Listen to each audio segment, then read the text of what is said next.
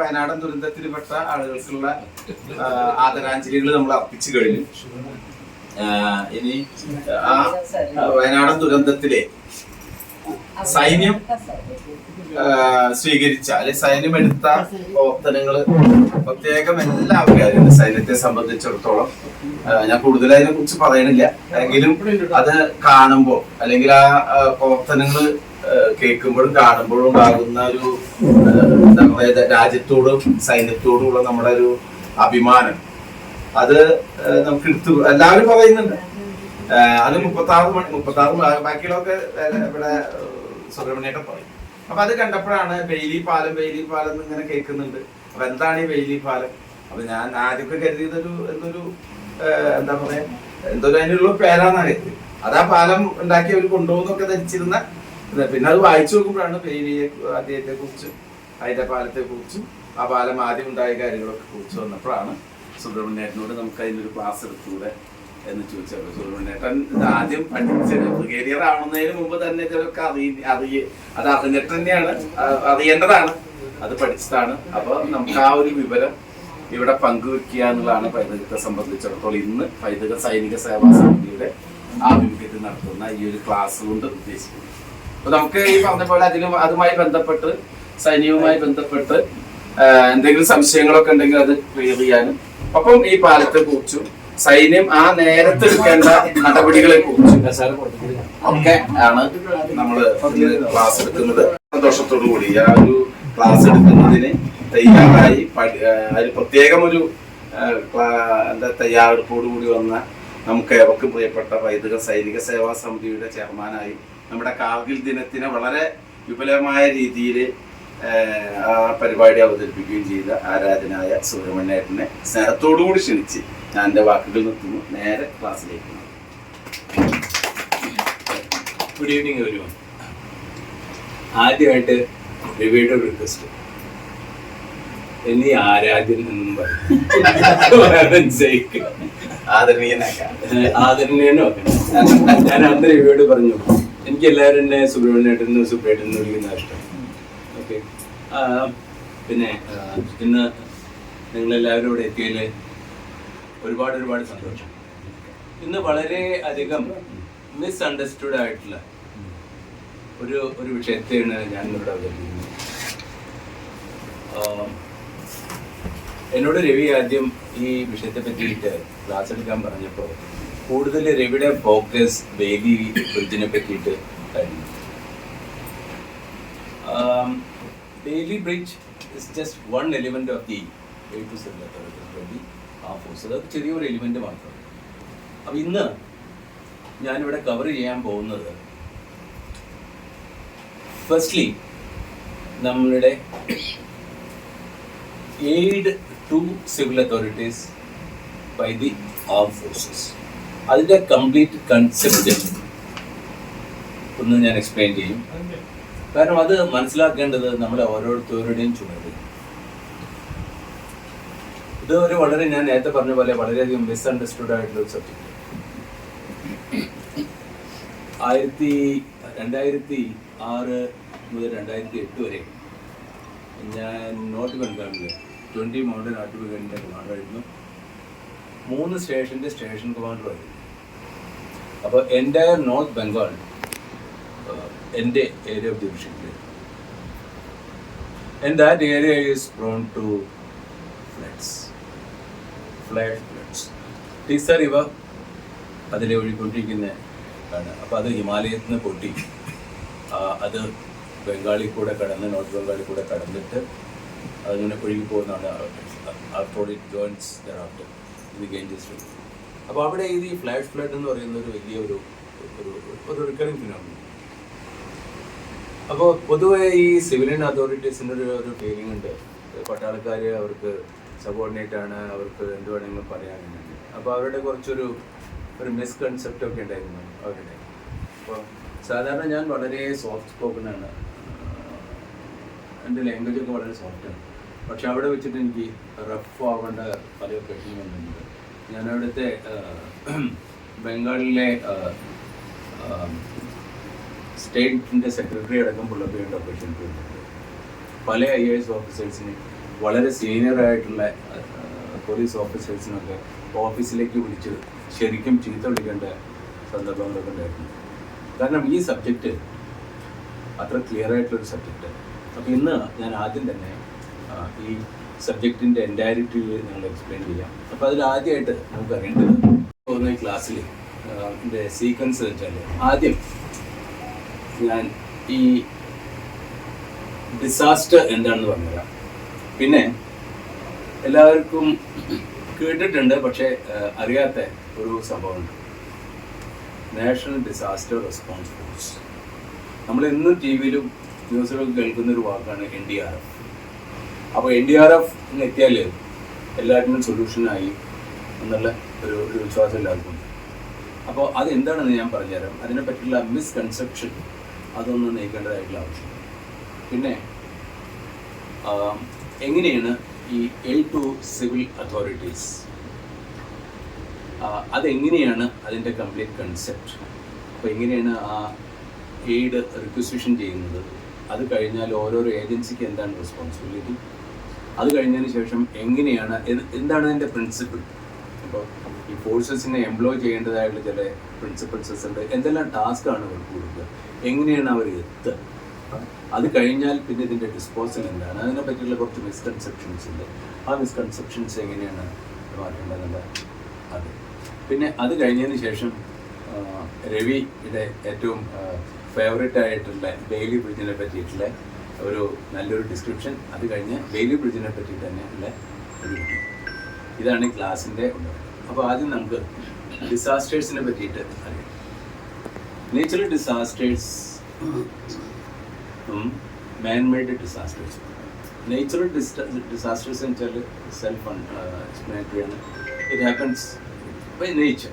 അപ്പോൾ അതിൽ എർത്ത്ക്വേക്സ് ഉണ്ടാവാം, ലാൻഡ് സ്ലൈഡ്സ് ഉണ്ടാവാം, വോൾക്കാനിക് ഇറപ്ഷൻസ് ഉണ്ടാവാം, ഫ്ലഡ്സ് ഉണ്ടാവാം, tsunamis, cyclones, heat waves, anything can happen. പക്ഷേ ഇതിനേക്കാളും പ്രധാനമായിട്ടുള്ള വേറൊന്ന്, അതാണ് മാൻമെയ്ഡ് ഡിസാസ്റ്റേഴ്സ്. അപ്പോൾ ഇതാവുമ്പോൾ ഇൻഡസ്ട്രിയൽ ആക്സിഡൻറ്റ്സ്, നമുക്കറിയാം ഭോപ്പാലിലുണ്ടായിരുന്നു ഒരു വലിയൊരു ആക്സിഡൻറ്റ്, അതുമാതിരി ചെർണോബിയിലുണ്ടായ ആ ന്യൂക്ലിയർ റിയാക്ടറിൻ്റെ, ട്രാൻസ്പോർട്ട് ആക്സിഡൻറ്റ്സ് ഉണ്ടാവും. അപ്പോൾ നമുക്കറിയാം അടുത്ത് തന്നെ ശ്രാദ്ധിനെ നമ്മളിപ്പോഴും തടഞ്ഞുകൊണ്ടിരിക്കുകയാണ്. ഓയിൽ സ്പിൽസ്, ഏതെങ്കിലും ഷിപ്പുകളൊക്കെ താഴ്ന്നു പോയാലുണ്ടാകുന്ന ഓയിൽ സ്പിൽസ്, പിന്നെ ന്യൂക്ലിയർ എക്സ്പ്ലോഷൻസ്, ഫയർ, സ്റ്റാമ്പീഡ്സ്. സ്റ്റാമ്പീഡ്സ് മനസ്സിലായോ? ഏതെങ്കിലും ക്ഷേത്രങ്ങളിലൊക്കെ ഇരിക്കുമ്പോൾ ആൾക്കാർ പെട്ടെന്ന് അവിടെ എന്തെങ്കിലും കലാപങ്ങൾ ഉണ്ടാക്കുക, എല്ലാവരും കൂടി ഓടുക. അപ്പോൾ പണ്ട് ഒരു ഉപഹാർ സിനിമയിലൊരു വലിയൊരു ട്രാജഡി ഉണ്ടായി ഡൽഹിയിൽ. അതിൽ കൂടുതൽ ആൾക്കാരും അവിടെ തീ പിടിച്ചു, കൂടുതൽ ആൾക്കാരും സ്റ്റാമ്പീഡിലാണ് കൊല്ലപ്പെട്ടത്. ഉത്തർപ്രദേശിൽ കഴിഞ്ഞിടെ ഒരു വലിയൊരു ഇവന്റ് ഉണ്ടായിരുന്നു. അപ്പോൾ ഇതിനെ നമ്മൾ മാൻമെയ്ഡ് ഡിസാസ്റ്റേഴ്സ് എന്ന് പറയും. പക്ഷെ കേരളത്തെ സംബന്ധിച്ചിടത്തോളം 60% ഡിസാസ്റ്റേഴ്സും ഫ്ലഡ് കാരണം തന്നെ ഉണ്ടാവും. അപ്പോൾ ആദ്യമായിട്ട് നമുക്ക് ഈ നാഷണൽ ഡിസാസ്റ്റർ റെസ്പോൺസ് ഫോഴ്സ് എന്ന് പറയുന്നത് എന്താണ് മനസ്സിലാക്കുന്നത്. ഈ നാഷണൽ ഡിസാസ്റ്റർ റെസ്പോൺസ് ഫോഴ്സ് എന്ന് പറയുന്നത് ഒരു അഡോക് ഓർഗനൈസേഷൻ. അഡോക് ഓർഗനൈസേഷൻ എന്ന് പറഞ്ഞാൽ അതിന് പ്രത്യേകിച്ച് ഒരു സ്ട്രക്ചറില്ല, ഒരു സ്ട്രക്ചറില്ല. അപ്പോൾ നമ്മുടെ ഈ പാരാമിലിറ്ററി ഫോഴ്സസ് എന്ന് പറയുന്ന നമ്മുടെ സെക്യൂരിറ്റി ഇൻഫ്രാസ്ട്രക്ചറിൻ്റെ ഒരു ഭാഗമാണ്. അപ്പോൾ അതിൽ ഉള്ളതാണ് ഈ BSF, border security force, central reserve police force, central industrial security force, Indo Tibetan border police and SSB. അപ്പോൾ ഇതാണ് നമ്മുടെ പാരാമിലിറ്ററി ഫോഴ്സസ് എന്ന് പറയുന്നത്. അപ്പോൾ ഇതിൽ നിന്നുള്ള ഒരു 12 ബറ്റാലിയനുകളെ എടുത്തിട്ടാണ് ഈ NDRF ഫോം ചെയ്തത്. NDRF stands for SSA, national disaster response force. അപ്പോൾ ഇതിന് ഈ BSF നും CRPF നും 3 ബറ്റാലിയൻ വീതം, ബാക്കിയുള്ള CISF, ITBP ആൻഡ് SSB അതിൽ നിന്ന് 2 ബറ്റാലിയൻ. അപ്പോൾ അങ്ങനെ ടോട്ടൽ 12 ബറ്റാലിയനാണ് നമുക്ക്. ഒരു ബറ്റാലിയനിൽ 18 സെൽഫ് കണ്ടെയ്ൻഡ് ടീമുണ്ട്. ഒരു ബറ്റാലിയനിൽ 18 സെൽഫ് കണ്ടെയ്ൻഡ് ടീം, ഒരു ടീമിൽ 45 പേര്. അപ്പോൾ ആകെ കൂടെ 216 ടീമുകളാണ് നാഷണൽ ഡിസാസ്റ്റർ റെസ്പോൺസ് ഫോഴ്സിൽ. 216. സോ 216 മൾട്ടിപ്ലൈ ബൈ 45 അവരുടെ ടോട്ടൽ സ്ട്രെങ്ത് നമുക്ക് മനസ്സിലാക്കാം. പിന്നെ ഈ ബറ്റാലിയൻ ഇപ്പോൾ ഈ 12 ബറ്റാലിയൻസ് ഞാൻ പറഞ്ഞു, ഈ 12 ബറ്റാലിയനിലും 1149 സ്ട്രെങ്ത്. അപ്പോൾ അതിൽ അഡ്മിനിസ്ട്രേറ്റീവ് സ്റ്റാഫ് ഉണ്ടാവും, ലോജിസ്റ്റിക് സ്റ്റാഫ് ഉണ്ടാവും, അവർ നമ്മളിതിൽ കണക്ക് കൂട്ടുന്നില്ല. We are talking about the people who are available on ground for disaster relief. അപ്പോൾ ഇവർക്ക് ഏത് തരത്തിലുള്ള ഡിസാസ്റ്ററിനെയും നേരിടാനുള്ള കഴിവ്. അപ്പോൾ അതിൽ പ്രത്യേകിച്ച് ഇപ്പോൾ ഇന്ന് നമ്മളൊന്നും ഇവിടെ കേരളത്തിൽ നിന്നൊന്നും പറ്റിയിട്ട് ആരും ചിന്തിക്കുക പോലും പറയുക പോലും ഒന്നുമില്ലാത്ത ചില ത്രെറ്റുകളുണ്ട്. അതാണ് chemical, biological, radiological and nuclear analysis. അപ്പോൾ ഇതിനൊക്കെ ഞങ്ങളൊക്കെ ഈ ഹയർ ലെവലിൽ എത്തിയാൽ ഞങ്ങൾ ഇതിനെ പറ്റിയിട്ട് വളരെ ഡീറ്റെയിൽ ആയിട്ട് പഠിക്കുന്നതും അനലൈസ് ചെയ്യുന്നതും അതിന് വേണ്ടിയിട്ടുള്ള ടാർഗറ്റുകളൊക്കെ നമ്മൾ സെലക്ട് ചെയ്യുന്നതും ഒക്കെ. അപ്പോൾ ആ കാര്യങ്ങളൊന്നും പറ്റിയിട്ട് കേരളത്തിലുള്ള ആൾക്കാർക്കൊന്നും യാതൊരു വിധത്തിലുള്ള വിവരമില്ല, ഇല്ലാതിരിക്കുകയാണ് നല്ലത്. കാരണം വൈ സ്പോയിൽ സബ്ഡീസ് സ്ലീപ്പ്, ആൾക്കാരുടെ ഉറക്കം. പക്ഷെ അങ്ങനത്തെ ഒരു എമർജൻസി വന്നാൽ ഈ NDRFന്റെ വലിയ റെസ്പോൺസിബിലിറ്റി. അപ്പോൾ ചുരുക്കി പറഞ്ഞാൽ ഇവർക്ക് എക്സ്പെർട്ടീസ് ഉണ്ട് ഇവരുടെ അടുത്ത്. പക്ഷേ ആ എക്സ്പെർട്ടീസിനെ ഗ്രൗണ്ടിൽ എംപ്ലോയ് ചെയ്യാനായിട്ട് അഡീഷണൽ റിസോഴ്സസ് വേണം. അപ്പൊ അതിനാണ് ഈ സന്നദ്ധ സേനകളും വോളണ്ടിയർ ഫോഴ്സസും ഒക്കെ ആവശ്യം. In other words, by themselves NDRF will not be able to do much. ഇപ്പം ഈ കഴിഞ്ഞ ദിവസം നിങ്ങളൊക്കെ യൂട്യൂബിലൊക്കെ കണ്ടു കാണും, കേരളത്തിലേക്ക് ഈ ജൂലൈ 23 ഒരു 9 NDRF ടീമുകൾ വരുന്നുണ്ട്. അപ്പോൾ അതിനെപ്പറ്റി വലിയൊരു കോൺട്രവേഴ്സി നടന്നു. നമ്മുടെ ചീഫ് മിനിസ്റ്ററുടെ ഒരു പ്രസ് ബ്രീഫിംഗ് ഉണ്ടായിരുന്നു. ആ പ്രസ് ബ്രീഫിംഗിൽ അദ്ദേഹം പറഞ്ഞു, നമ്മൾ മഴ തുടങ്ങുന്നതിന് മുമ്പ് തന്നെ 9 ഡിസാസ്റ്റർ ടീമിനെ ആവശ്യപ്പെട്ടിരുന്നു. എന്നിട്ട് അവരോട് ക്വസ്റ്റ്യൻ ചെയ്യാനായിട്ടാണ് സെൻട്രൽ ഗവൺമെൻറ് അത് അറിയിച്ചത്. സെൻട്രൽ ഗവൺമെൻറ് അതെല്ലാം പൊളിറ്റിക്സ് ആണ്. പക്ഷെ അങ്ങനെ ഒരിക്കലും സാധാരണഗതിയിലും NDRFന്റെ ടീമുകളെ പ്ലേസ് ചെയ്യാറ്. കാരണം it's A premium resource. So it is used as on record basis. വളരെ അത്യാവശ്യം ഉണ്ടെങ്കിൽ മാത്രമേ NDRFനെ നമ്മൾ എംപ്ലോയ് ചെയ്യാറുള്ളൂ. അപ്പോൾ ടോട്ടൽ ഫോഴ്സ് ഉള്ളത് NDRFന്റെ ഡിപ്ലോയ് ചെയ്യാൻ പറ്റുന്ന ഫോഴ്സ് ഉള്ളത് 13,788 പേരുണ്ട്. മൈൻഡ് യു, ഇന്ത്യയുടെ population as on today is 143 crores. 143 കോടി ജനങ്ങളുള്ള ഒരു രാഷ്ട്രം. ആ രാഷ്ട്രത്തിൽ ഈ NDRF എന്ന് പറയുന്ന ആ സംഘടനയുള്ളത് 13,788 പേരാണ്. അവർക്ക് വേണ്ടത്ര സ്ട്രക്ചറും പരിപാടിയും ഇല്ല. അപ്പോൾ to expect that they will do miracles, അവരിങ്ങോട്ട് വന്നിട്ട് അലാദിൻ്റെ ആ ലാമ്പ് എടുത്തിട്ട് ഇവിടെ വന്നിട്ട് കാര്യങ്ങൾ ചെയ്യുമെന്ന് പറഞ്ഞാൽ നടക്കേണ്ട കാര്യമാണ്. അപ്പോൾ അതിനെ പറ്റിയിട്ട് നമുക്ക് ശരിക്കും മനസ്സിലാക്കണം. അപ്പോൾ NDRF എന്ന് പറയുമ്പോൾ ഇങ്ങനെ ഒരുപാട് ലിമിറ്റേഷൻസ് ഉണ്ടെന്നുള്ള കാര്യം നമ്മൾ മനസ്സിലാക്കണം. ഇനി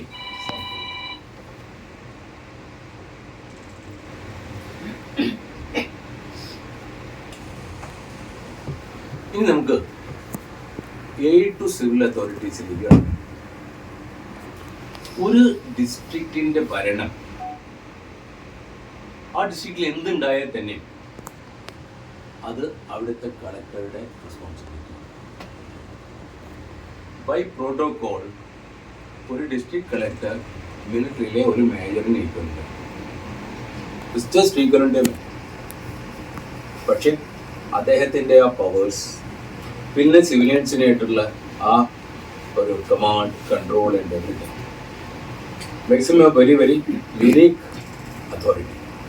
അപ്പോൾ ഒരു സ്റ്റേറ്റിൽ ഉള്ള കളക്ടേഴ്സിൻ്റെയാണ് ഏറ്റവും പ്രധാനപ്പെട്ട റെസ്പോൺസിബിലിറ്റി. അപ്പോൾ സ്റ്റേറ്റിൽ എന്ത് തന്നെ ഉണ്ടായാലും ആ സ്റ്റേറ്റിലെ കളക്ടേഴ്സിൻ്റെയാണ് പ്രൈമറി റെസ്പോൺസിബിലിറ്റി. അത് ആദ്യം തന്നെ മനസ്സിലാക്കണം. അപ്പോൾ സ്റ്റേറ്റിൽ എന്തെങ്കിലും ഒരു പ്രശ്നം ഉണ്ടെന്നുണ്ടെന്നുണ്ടെങ്കിൽ അവിടുത്തെ കളക്ടർ അവിടുത്തെ സ്റ്റേറ്റ് ഗവൺമെൻറ്റിൻ്റെ അണ്ടറിൽ ഒരു റിലീഫ് കമ്മീഷനുണ്ട്. ആ റിലീഫ് കമ്മീഷണറെ അറിയാം. അപ്പോൾ സ്റ്റേറ്റിൽ ഡിസാസ്റ്റർ ഉണ്ടായാൽ ആ ഡിസാസ്റ്ററിനെ മാനേജ് ചെയ്യാനുള്ള സ്റ്റേറ്റിലെ പ്രിൻസിപ്പൽ ഏജൻസി അവിടുത്തെ relief commissioner. And he is in turn responsible to the chief secretary and then to the cabinet of the state. അപ്പോൾ ആ സീക്വൻസ് നമുക്ക് മനസ്സിലായി. അപ്പോൾ പീസ് ടൈമിൽ സിവിൽ മിലിറ്ററി ലയസൺ എന്ന് പറഞ്ഞ ഒരു പരിപാടി. അപ്പോൾ എല്ലാ മിലിറ്ററി യൂണിറ്റും, അത് ഫൈറ്റിംഗ് ഫോഴ്സസ് ആണെങ്കിലും അത് ലോജിസ്റ്റിക് ഫോഴ്സസ് ആണെങ്കിലും, ലോജിസ്റ്റിക് ഫോഴ്സസ് എന്ന് പറയുന്നത് അവർ മൂവ് ആവില്ല. അപ്പോൾ മിലിറ്ററിയിൽ രണ്ട് തരത്തിലുള്ള യൂണിറ്റ്സ് ഉണ്ട്. ഒന്ന് ഓൺ വാർ എസ്റ്റാബ്ലിഷ്മെൻറ്റ്. അപ്പോൾ ഞങ്ങളൊക്കെ അതിൽ പെട്ടതായിരുന്നു. War establishment means if there is an emergency or a war breaks up, you are immediately mobilised and you have to move to the spot. മറ്റൊരു ഏജൻസിയാണ് പീസ് എസ്റ്റാബ്ലിഷ്മെൻറ്റ്. അപ്പോൾ ഈ പീസ് എസ്റ്റാബ്ലിഷ്മെൻറ്റിലുള്ള ഏജൻസികൾ അവർ mobilise ആകില്ല. ഓക്കെ, അപ്പോൾ അങ്ങനെയുള്ള ഏജൻസികളാണ് നമ്മൾ sub area head quarters, area head quarters എന്നൊക്കെ നിങ്ങൾ കേൾക്കുക. അപ്പോൾ അവർ സ്റ്റാറ്റിക് ഓർഗനൈസേഷൻസ് ആണ്. ഈ ഡിസാസ്റ്റർ റിലീഫിൻ്റെ പ്രൈമറി കൺട്രോൾ ചെയ്യേണ്ടത് ഈ സ്റ്റാറ്റിക് ഓർഗനൈസേഷൻസ് ആണ്. കൺട്രോൾ ഇസ് വിത്ത്, അവരാണ് ഇതിനെ കൺട്രോൾ ചെയ്യുന്നത്. അപ്പോൾ പീസ് ടൈമിൽ അഥവാ ഡിസാസ്റ്റർ ഒന്നും ഇല്ലാത്ത സമയത്ത് എല്ലാ യൂണിറ്റുകൾക്കും, ഇന്ത്യൻ ആർമിയിലുള്ള, നേവിയിലുള്ള, ടു ആൻ എക്സ്റ്റെൻഡ് എയർഫോഴ്സിലുള്ള എല്ലാ യൂണിറ്റുകൾക്കും ഒരു എയ്ഡ് ടു സിവിൽ അതോറിറ്റി എന്ന് പറയുന്ന ഒരു ഇന്റേണൽ സെക്യൂരിറ്റി സ്കീം ഉണ്ടായിരുന്നു. അപ്പോൾ അവർ വന്നിട്ട് ഇതുപോലെ വൾണറബിൾ ആയിട്ടുള്ള ഏരിയയിൽ പോയിട്ട് റെക്കഗ്നൈസൻസ് നടത്തി അവിടെയുള്ള എല്ലാ കാര്യങ്ങളും സ്റ്റഡി ചെയ്യും. എവറിത്തിങ്, അവിടുത്തെ population density, where are the camping grounds available, where are the schools available, what are the police forces available, where are the hospitals available, where are the supply depots available, which are the roads that can be used, okay, where are the landing grounds available. മനസ്സിലാകുന്നുണ്ടല്ലോ. ഇപ്പോൾ in case there is A requirement of landing something, for example ഇപ്പോൾ ഒരു helicopter നമുക്ക് ഇപ്പോൾ അവിടെ ഒരു Apache ഹെലികോപ്റ്ററിന് അവിടെ land ചെയ്യേണ്ട ഒരു ആവശ്യമുണ്ട്. അപ്പോൾ ആ ഹെലിപാഡ് എവിടെയാണെന്ന് അറിഞ്ഞിട്ടില്ല എന്നുണ്ടെന്നുണ്ടെങ്കിൽ what you do at that time? അപ്പോഴാണെന്നുണ്ടെങ്കിൽ നമുക്ക് വളരെ ക്വിക്ക് എമർജൻസി റെസ്പോൺസാണ് നമുക്ക് ആവശ്യം. അപ്പോൾ ഈ കാര്യങ്ങളെല്ലാം പോയിട്ട് സ്റ്റഡി ചെയ്യും. ഓക്കെ, ഓരോ സ്ഥലങ്ങളിലും എത്രമാത്രം ആൾക്കാരുണ്ട്, പിന്നെ അവിടുത്തെ പിക്യുലിയർ ആയിട്ടുള്ള കുറേ പ്രശ്നങ്ങൾ. ഇപ്പോൾ ഇനിയിപ്പോൾ പോപ്പുലേഷൻ്റെ തന്നെ ഫോർ എക്സാമ്പിൾ വെസ്റ്റ് ബംഗാളിൽ it's a peculiar place like Kerala. അപ്പോൾ അവിടെ പൊളിറ്റിക്സ് ഓവർ റൈഡ്സ് എടുക്കും. അപ്പോൾ അവിടെ മിലിറ്ററിക്കാർ ഒരുപാട് സെൻസിറ്റീവ് ആയിരിക്കണം.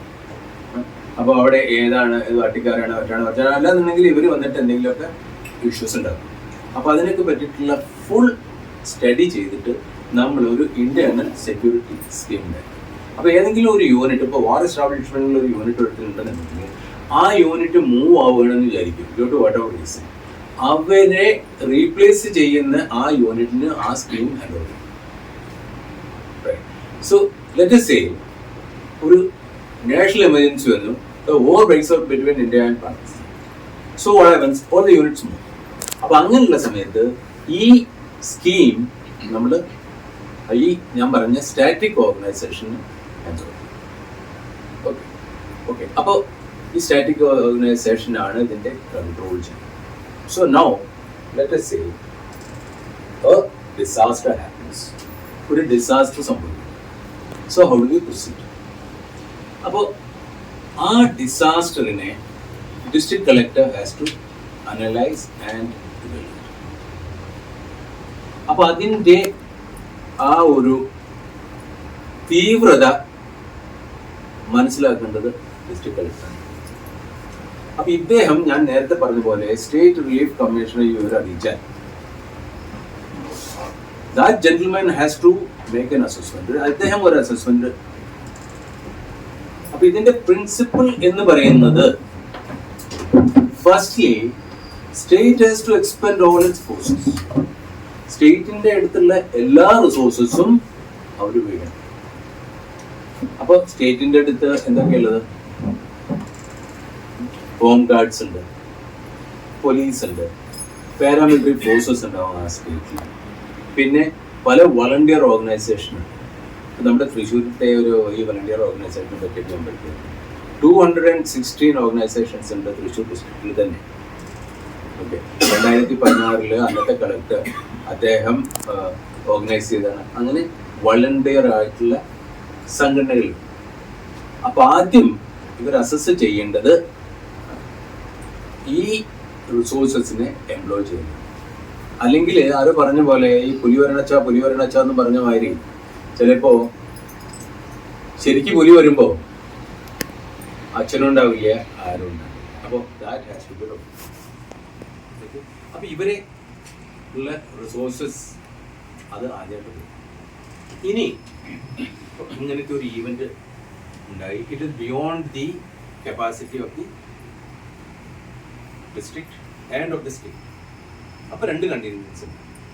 ഒന്ന്, ഒരു പ്രോപ്പർ ചാനലിൽ കൂടെ നമ്മൾ മുന്നോട്ടേക്ക് വിവരങ്ങൾ അറിയിക്കും. ഞാൻ പറഞ്ഞ പോലെ district collector informs the state relief commissioner, who in turn informs the state secretary, who in turn informs the minister responsible for it, and from there the matter goes to the army headquarters and comes back. അവിടെ നിന്ന് അപ്പോൾ നമ്മുടെ അടുത്തൊരു educate warning ഉണ്ടെന്നുണ്ടെങ്കിൽ that is the ideal system. പക്ഷേ അങ്ങനെയാണെങ്കിൽ അതിനെ നമുക്കൊരു ഡിസാസ്റ്റർ എന്ന് പറയാൻ പറ്റും. an accident is an accident and a disaster is a disaster. അപ്പം ഇങ്ങനത്തെ ഒരു സിറ്റുവേഷൻ വരികയാണെങ്കിൽ ഈ കളക്ടർക്ക് ഇമ്മീഡിയറ്റ്ലി അവിടെയുള്ള, അപ്പൊ ഞാൻ പറഞ്ഞല്ലോ ഈ സ്കീമുകളുണ്ട്, അദ്ദേഹത്തിന് അറിയാൻ ആരെ കോണ്ടാക്ട് ചെയ്യുന്നത്, അവിടെയുള്ള മിലിറ്ററി ഏജൻസിനെ ഇൻഫോം ചെയ്യും. അപ്പൊ അങ്ങനത്തെ ഒരു ഇൻഫോർമേഷൻ കിട്ടിയാൽ ആ ഹെൽപ്പ് കൊടുത്തേ പറ്റൂ.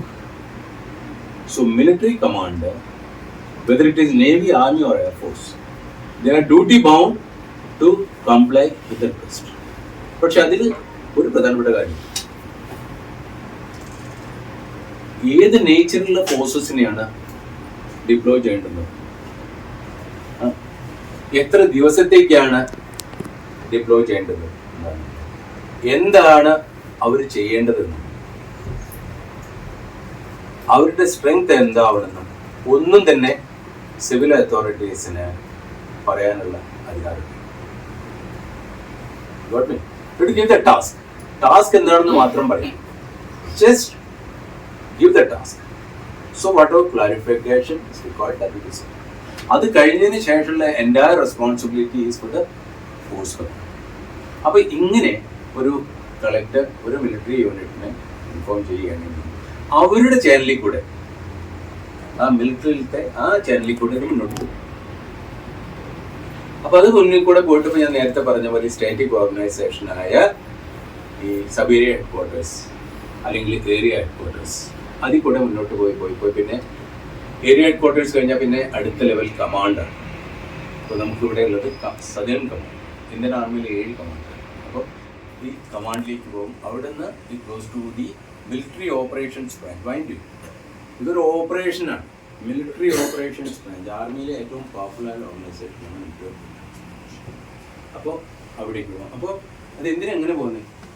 Let say you need additional forces. ഇപ്പോൾ നമ്മുടെ അടുത്തുള്ള ഫോഴ്സസ് എഡ്യൂക്കേറ്റ് അല്ല. അത് മാത്രമല്ല, ഇപ്പോൾ ഈ കളക്ടർക്കോ അല്ലെങ്കിൽ സിവിൽ അതോറിറ്റീസിനോ അവിടെ ആക്ച്വലി എന്താണ് ഉള്ള ആ ഒരു ഡീറ്റെയിൽ ആയിട്ടുള്ള ഒരു അസസ്മെൻറ്റോ ഇവാലുവേഷനോ, it is beyond the realm of their knowledge. Okay, so that the commander of the forces, he has to decide. അപ്പോൾ ആ ഫോഴ്സ് കമാൻഡറിന് അത് അസസ് ചെയ്യണം.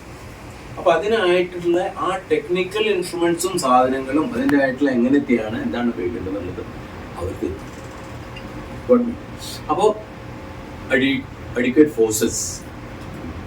അപ്പോൾ ഇതിപ്പോൾ എങ്ങനെ ചെയ്യാൻ വെച്ചാൽ, ഇറ്റ് ഈസ് നോട്ട് ദാറ്റ് ഇപ്പോൾ ഇവിടെ എന്തെങ്കിലും ഒരു സംഭവം, ഫോർ എക്സാമ്പിൾ ഗോഡ് ഫോർബിഡ്, നമ്മുടെ ചാവക്കാട് ഒരു സംഭവം, അപ്പൊ ചാവക്കാട് ഒരു സംഭവം ഉണ്ടെന്നുണ്ടെന്നുണ്ടെങ്കിൽ കൊച്ചിയിൽ നമ്മുടെ അടുത്ത് റിസോഴ്സസ് ഉണ്ടെന്ന് വിചാരിക്കട്ടെ. അപ്പൊ ആദ്യം തന്നെ എന്ത് ചെയ്യും, കൊച്ചിയിലത്തെ റിസോഴ്സസ് ഇങ്ങോട്ട് മൂവ് ചെയ്യും. അടുത്ത resources let say it is in Chennai or it is in Bengaluru. Right. അപ്പോ കൊച്ചിയിലത്തെ റിസോഴ്സസ് അങ്ങ് തീർന്നാൽ അല്ലെങ്കിൽ തീരാനായ തന്നെ ഉടനെ തന്നെ ഡൽഹിന്നോ അല്ലെങ്കിൽ പഞ്ചാബിൽ നല്ല റിസോഴ്സസ് അങ്ങോട്ട് മൂവ് ചെയ്യുക. It will be from whichever is the nearest source. അപ്പൊ അത് നമ്മുടെ ഈ കമാൻഡേഴ്സ് ഉണ്ടല്ലോ, ഈ ഹയർ കമാൻഡേഴ്സ് നമ്മുടെ ചാനലിലുണ്ട്. അപ്പൊ അത് അവരിങ്ങനെ പൊസിഷൻ ചെയ്തുകൊണ്ടിരിക്കും. അപ്പൊ എന്തെങ്കിലും ഒരു ഹെൽപ്പ് വേണമെന്നുണ്ടെന്നുണ്ടെങ്കിൽ, ആർമിയുടെ ഹെൽപ്പാണ് വേണ്ടെന്നുണ്ടെന്നുണ്ടെങ്കിൽ സബേരിയ ഹെഡ് ക്വാർട്ടേഴ്സിനാണ് അറിയിക്കുന്നത്. സബേരിയ ഹെഡ് ക്വാർട്ടേഴ്സ് നമ്മുടേത് ബാംഗ്ലൂരിലാണ്. അപ്പോൾ ബാംഗ്ലൂരിലത്തെ മേജർ ജനറൽ VT മാത്യു ആണ് ഈ നമ്മുടെ പ്രസിദ്ധമായ ആ ബെയിലി ബ്രിഡ്ജിന്റെ കൺസ്ട്രക്ഷന് വയനാട്ടിൽ ഓർഡർ കൊടുത്തതും അദ്ദേഹത്തിന്റെ വണ്ടിയാണ് ആദ്യം അതിന്റെ ഇത് കൂടെ ക്ലോസ് ചെയ്തത്. അതൊക്കെ കുറച്ചൊരു മിലിറ്ററി ഗംഭയ്ക്ക് അതൊക്കെ വേണമല്ലോ, ഒത്തിരി ഗ്ലാമറും പരിപാടിയൊക്കെ വേണമല്ലോ. അപ്പോൾ അത് അദ്ദേഹത്തിന്റെ ഇതായിരുന്നു. അപ്പോൾ നമ്മുടെ immediate area head quarter KNK area, Kerala Karnataka area. Unfortunately കേരളത്തിലെ മിലിറ്ററി ഫോഴ്സസ്, മിലിറ്ററി ആർമി ഇല്ല എന്നോട് പറയാം. കാരണം ആകോടെ തിരുവനന്തപുരത്ത് പാങ്ങോട് ഒരു ബ്രിഗേഡ് ഉണ്ട്, എറണാകുളത്തില്ല. ആകെകൂടെ പാങ്ങോടിൽ ഒരു ബ്രിഗേഡ് ഉണ്ട്, 3 ഇൻഫൻട്രി ബറ്റാലിയൻ അവിടെ. പാങ്ങോടുള്ള ആ ബ്രിഗേഡ് എൻ്റെ റേങ്കിലുള്ള ഒരു ബ്രിഗേഡിയറാണ് കമാൻഡ് ചെയ്തുകൊണ്ടിരിക്കുന്നത്. അപ്പോൾ അവിടെ ഒരു ബ്രിഗേഡേ ഉണ്ട്. പിന്നെ ഉള്ളത് DSC സെന്ററാണ്. അപ്പോൾ ഈ കണ്ണൂരിലെ ഈ DSC സെന്റർ എന്ന് വെച്ചാൽ ഡിഫൻസ് സെക്യൂരിറ്റി കോറാണ്. അപ്പോൾ അതിനകത്തുള്ളത് റിട്ടയർഡ് ആയുള്ള സോൾജേഴ്സ്. സോ അവരുടെ ഒരു എഫിക്കസി നമുക്ക് ആലോചിക്കാവുന്നതാണ്. റിട്ടയർഡ് സോൾജേഴ്സ് അവർ they have their limitation by way of age, commitment, motivation and various other things. പക്ഷെ ഇങ്ങനത്തെ ഒരു കലാമിറ്റി ഒക്കെ വന്നാൽ എല്ലാവരും മുന്നോട്ട് പോകും. പിന്നെ നേവിയുടെ ആണെന്നുണ്ടെങ്കിൽ കൊച്ചിയിലാണ്. Okay, southern naval command Kochi. അപ്പോൾ അവര് 2018 നമ്മുടെ ഫ്ലഡിന്റെ സമയത്ത് ഒരു ഗംഭീരമായിട്ടുള്ള ഒരു, അതായത് അൺഡിഫൈൻഡ് കൈൻഡ് ഓഫ് ഒരു സപ്പോർട്ടാണ് അന്ന് നമ്മുടെ നേവി ചെയ്തത്. അതിനെ പറ്റിയിട്ട് ഞാൻ പിന്നീട് പറയാം. ഇങ്ങനെ ഫോഴ്സസിനെ നമ്മൾ എംപ്ലോയ് ചെയ്യുമ്പോൾ ഇതിന്റെ കംപ്ലീറ്റ് കോർഡിനേഷന്റെ റെസ്പോൺസിബിലിറ്റി സിവിലിയൻസിന്.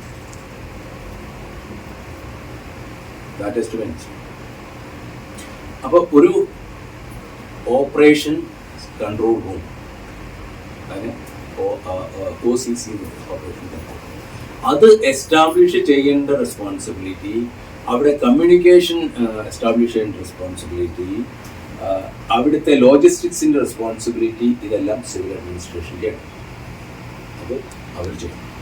അപ്പം അതിനായിട്ട് ഒരു ലിയാസൺ ഓഫീസറെ 24/7 ഏതുവരെ ആർമി റിക്വസിഷൻ ചെയ്തു അത് കഴിയുന്നില്ല അതുവരെ അവിടെ ഒരു ഡ്യൂട്ടി ഓഫീസറെ എന്തെങ്കിലും ആവശ്യമുണ്ടെങ്കിൽ, ഇപ്പോൾ സ്റ്റേറ്റിന് എന്തെങ്കിലും ആവശ്യം ഉണ്ടെന്നുണ്ടെങ്കിൽ, ഇപ്പോൾ സ്റ്റേറ്റിൽ പോലീസ് ഉണ്ട്, സ്റ്റേറ്റിൽ വേറെ ഏജൻസീസ് ഉണ്ട്, ഇവർക്ക് നേരിട്ടിട്ട് ആർമിയോട് റിക്വസ്റ്റ് ചെയ്യാൻ പാടില്ല. ഇപ്പോൾ ഹോം ഗാർഡ്സ് ഉണ്ട്, ഫയർ ഫോഴ്സസ് ഉണ്ട്, ഇവരുടെ സിവിൽ ചാനലിൽ കൂടെ വേണം പോവാൻ. So they will go through the collector and through that channel. അത് വളരെ ക്ലിയർ ആണ്.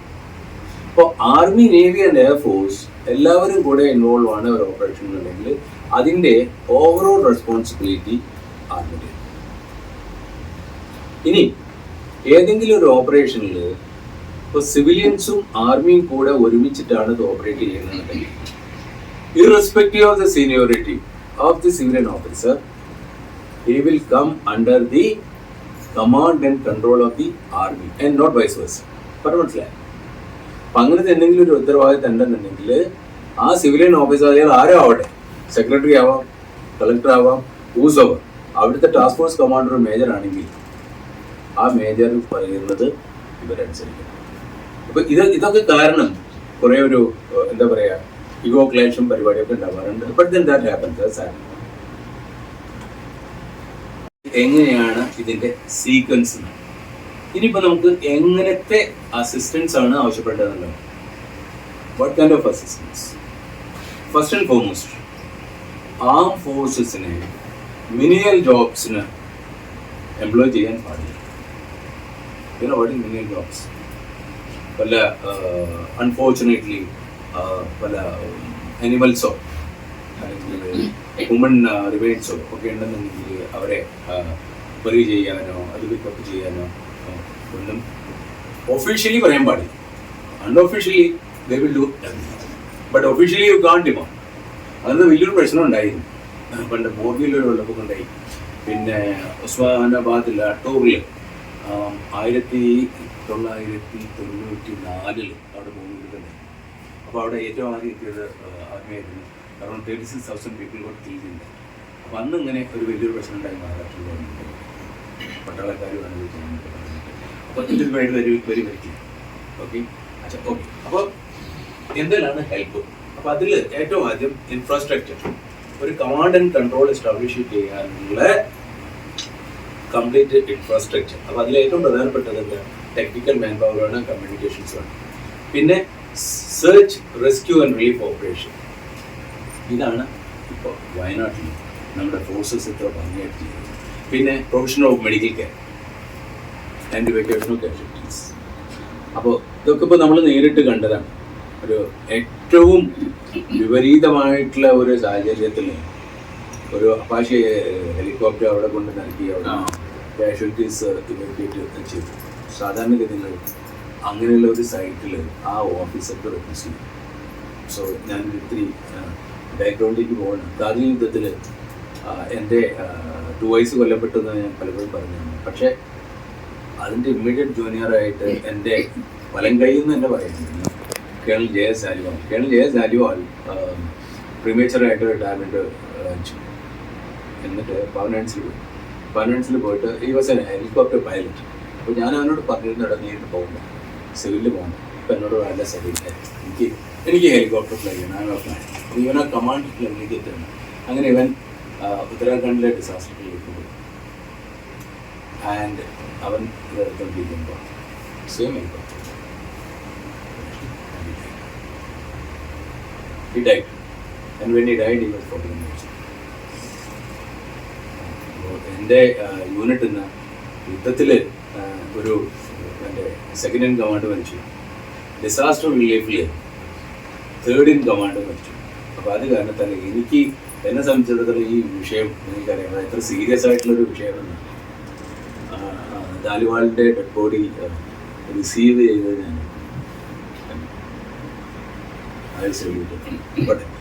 പിന്നെ റിലീഫ് മെറ്റീരിയൽ അറേഞ്ച് ചെയ്യുക, റിലീഫ് ക്യാമ്പുകൾ ഓർഗനൈസ് ചെയ്യുക, റോഡ്സ് ബ്രിഡ്ജസ് മുതലായിട്ടുള്ളത് റിപ്പയർ ചെയ്യുക, പിന്നെ എസെൻഷ്യൽ സർവീസസ് പ്രൊവൈഡ് ചെയ്യുക, evacuation of people to safe places, പിന്നെ escorts for men, material and security of ഇൻഷോർമെൻറ്റ്സ് and stage management and handling of international relief. ഇതൊരു വലിയ ഫാക്ടറാണ്. അതായത് ഇപ്പം തന്നെ നമ്മൾ പലതും കേൾക്കുന്നുണ്ട്, അവിടെ കൊടുത്തിട്ടുള്ള പല സാധനങ്ങളും ഡിസപ്പിയർ ആവുന്നതും ആൾക്കാർ എടുത്തു കൊണ്ടുപോകുന്നതൊക്കെ. അപ്പം അത് സാധാരണ സ്റ്റേറ്റ് ലെവലിലോ അല്ലെങ്കിൽ നാഷണൽ ലെവലിലോ ഒക്കെയുള്ള സാധനങ്ങളാണെന്നുണ്ടെന്നുണ്ടെങ്കിൽ we don't take much care. പക്ഷേ ഇൻ്റർനാഷണൽ സ്കെയിലിലുള്ള ഏതെങ്കിലും റിലീഫൊക്കെ വന്നിട്ടുണ്ടെങ്കിൽ that is immediately going to the offices.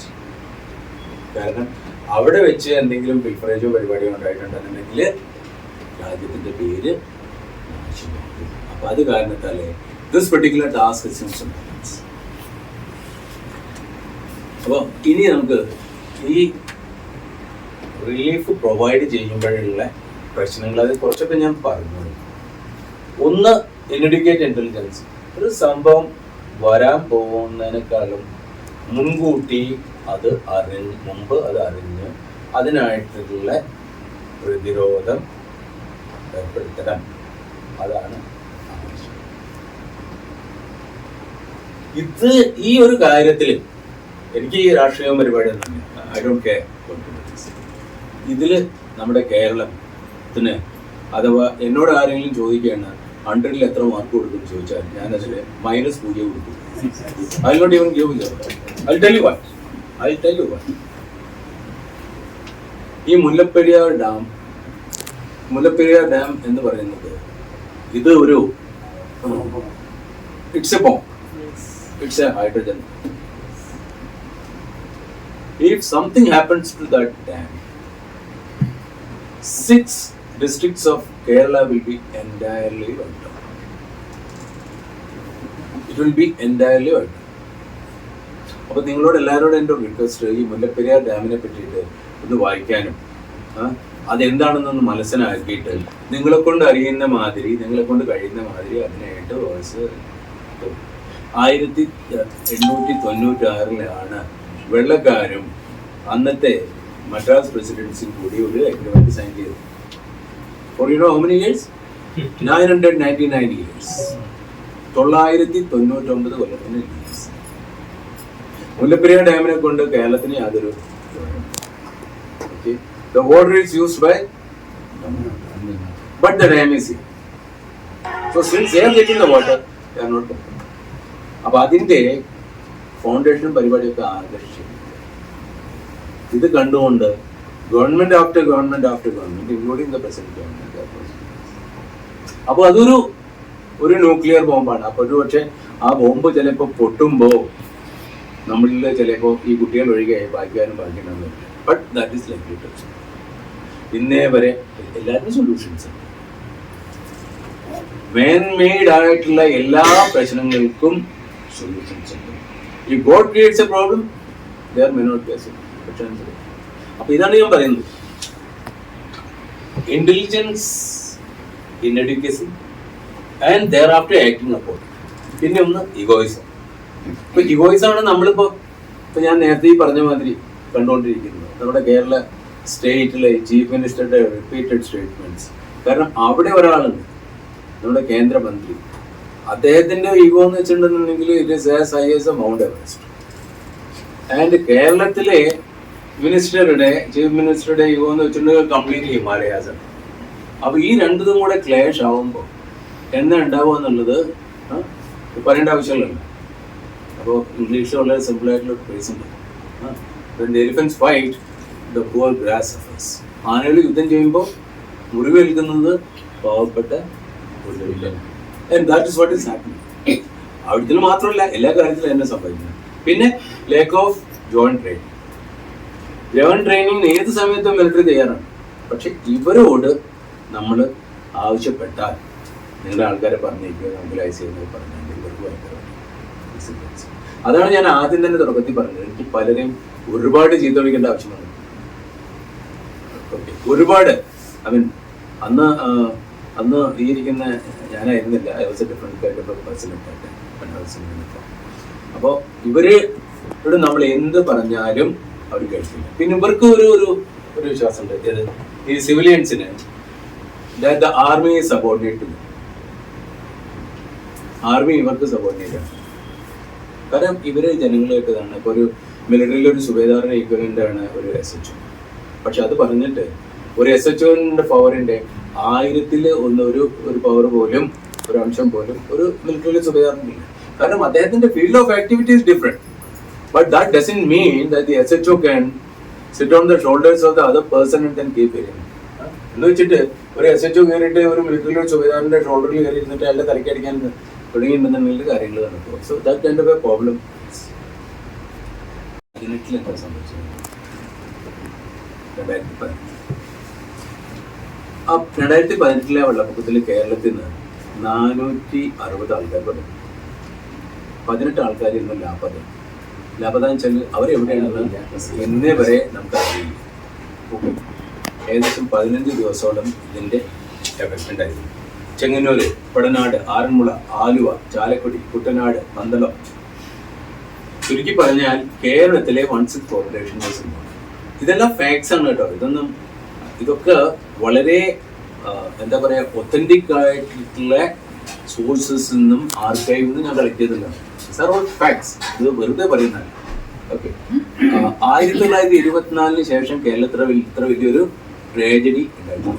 അപ്പൊ അന്ന് ഇതിൽ ഏറ്റവും കൂടുതൽ എന്താ പറയാ വലിയ പങ്ക് വഹിച്ചത് അന്ന് നേവി ആയിരുന്നു ഏറ്റവും വലിയ പങ്ക് വഹിച്ചത്. കാരണം അവർക്കാണ് ഇവിടെ ഏറ്റവും കൂടുതൽ കോഴ്സസ് ഉള്ളത്. സദേൺ നേവൽ കമാൻഡ് ഞാൻ നേരത്തെ പറഞ്ഞ പോലെ കൊച്ചിയിൽ ബേസ്ഡ് ആണ്.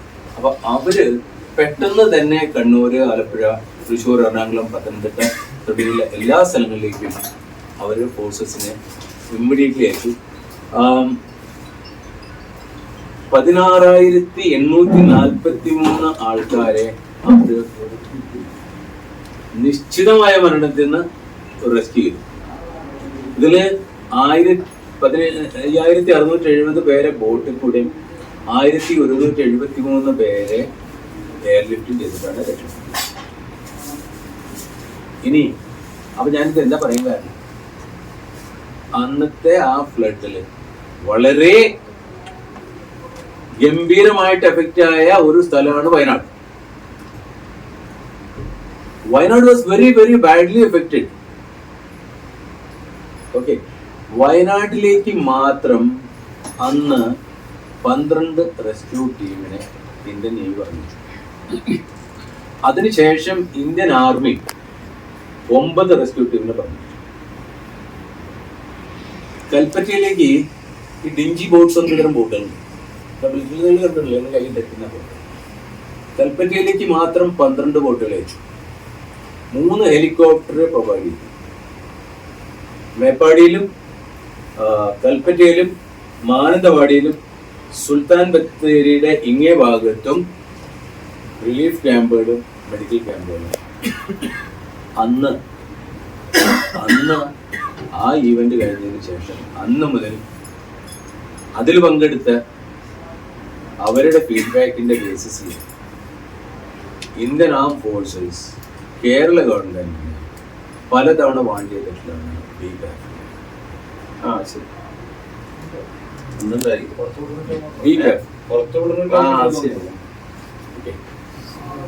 അന്ന് പിന്നെ ആർമിയുടെ റോളിൽ ഞാൻ കൂടുതൽ കവർ ചെയ്യുന്നില്ല. ഇനി അപ്പോൾ ഇതാണ് A to സിവിൽ അതോറിറ്റീസിനെ പറ്റിയിട്ടുള്ള ഒരു ചെറിയ ഒരു ബ്രീഫിംഗ്. ഇതിലെ ആളുകളെ സെലക്ട് ചെയ്യുന്ന എങ്ങനെയാണ്? ഇതിലേക്ക് മാത്രമായിട്ട്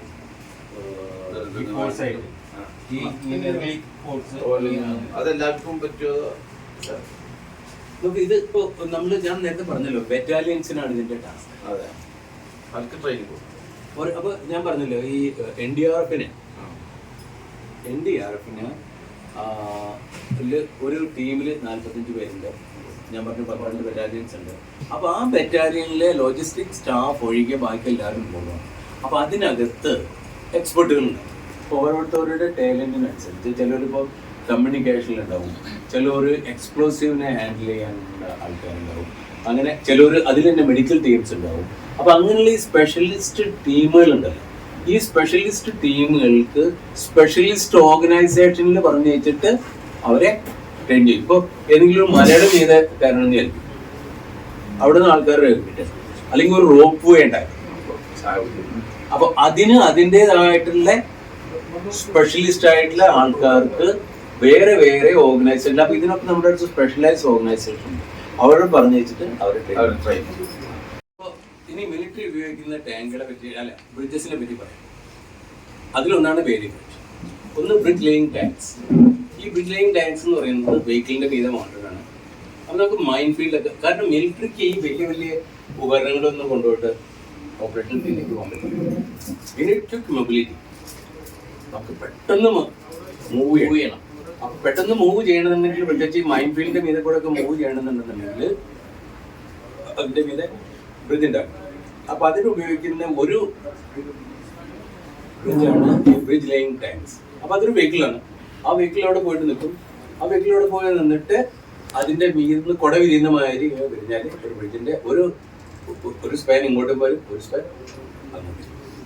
അപ്പൊ അത് ചെറിയ ചെറിയ ഈ മൈൻ ഫീൽഡൊക്കെ കവർ ചെയ്യാനായിട്ടാണ് അത് വരുന്നത്. പിന്നെ ഈ പൊണ്ടൂൺ ബ്രിഡ്ജസ് പറഞ്ഞിട്ട് കണ്ട് ഇങ്ങനെ ഫ്ലോട്ട് ചെയ്തിരിക്കുന്ന വെള്ളത്തിൽ ഇങ്ങനെ ഫ്ലോട്ട് ചെയ്തുകൊണ്ടിരിക്കുന്ന അതിനിങ്ങനെ പിടിച്ച് ആങ്കർ ചെയ്യാം. അപ്പൊ അത് സാധാരണഗതിയിൽ വെഹിക്കിൾസിനെ ആണെങ്കിൽ ലൈറ്റ് വെഹിക്കിൾസിനൊക്കെ കൊണ്ടുപോകാനായിട്ടാണ് അത് ഉപയോഗിക്കുന്നത്. വെള്ളത്തിന്റെ മീതെ കൂടെ അതിങ്ങനെ വെല്ലാണ്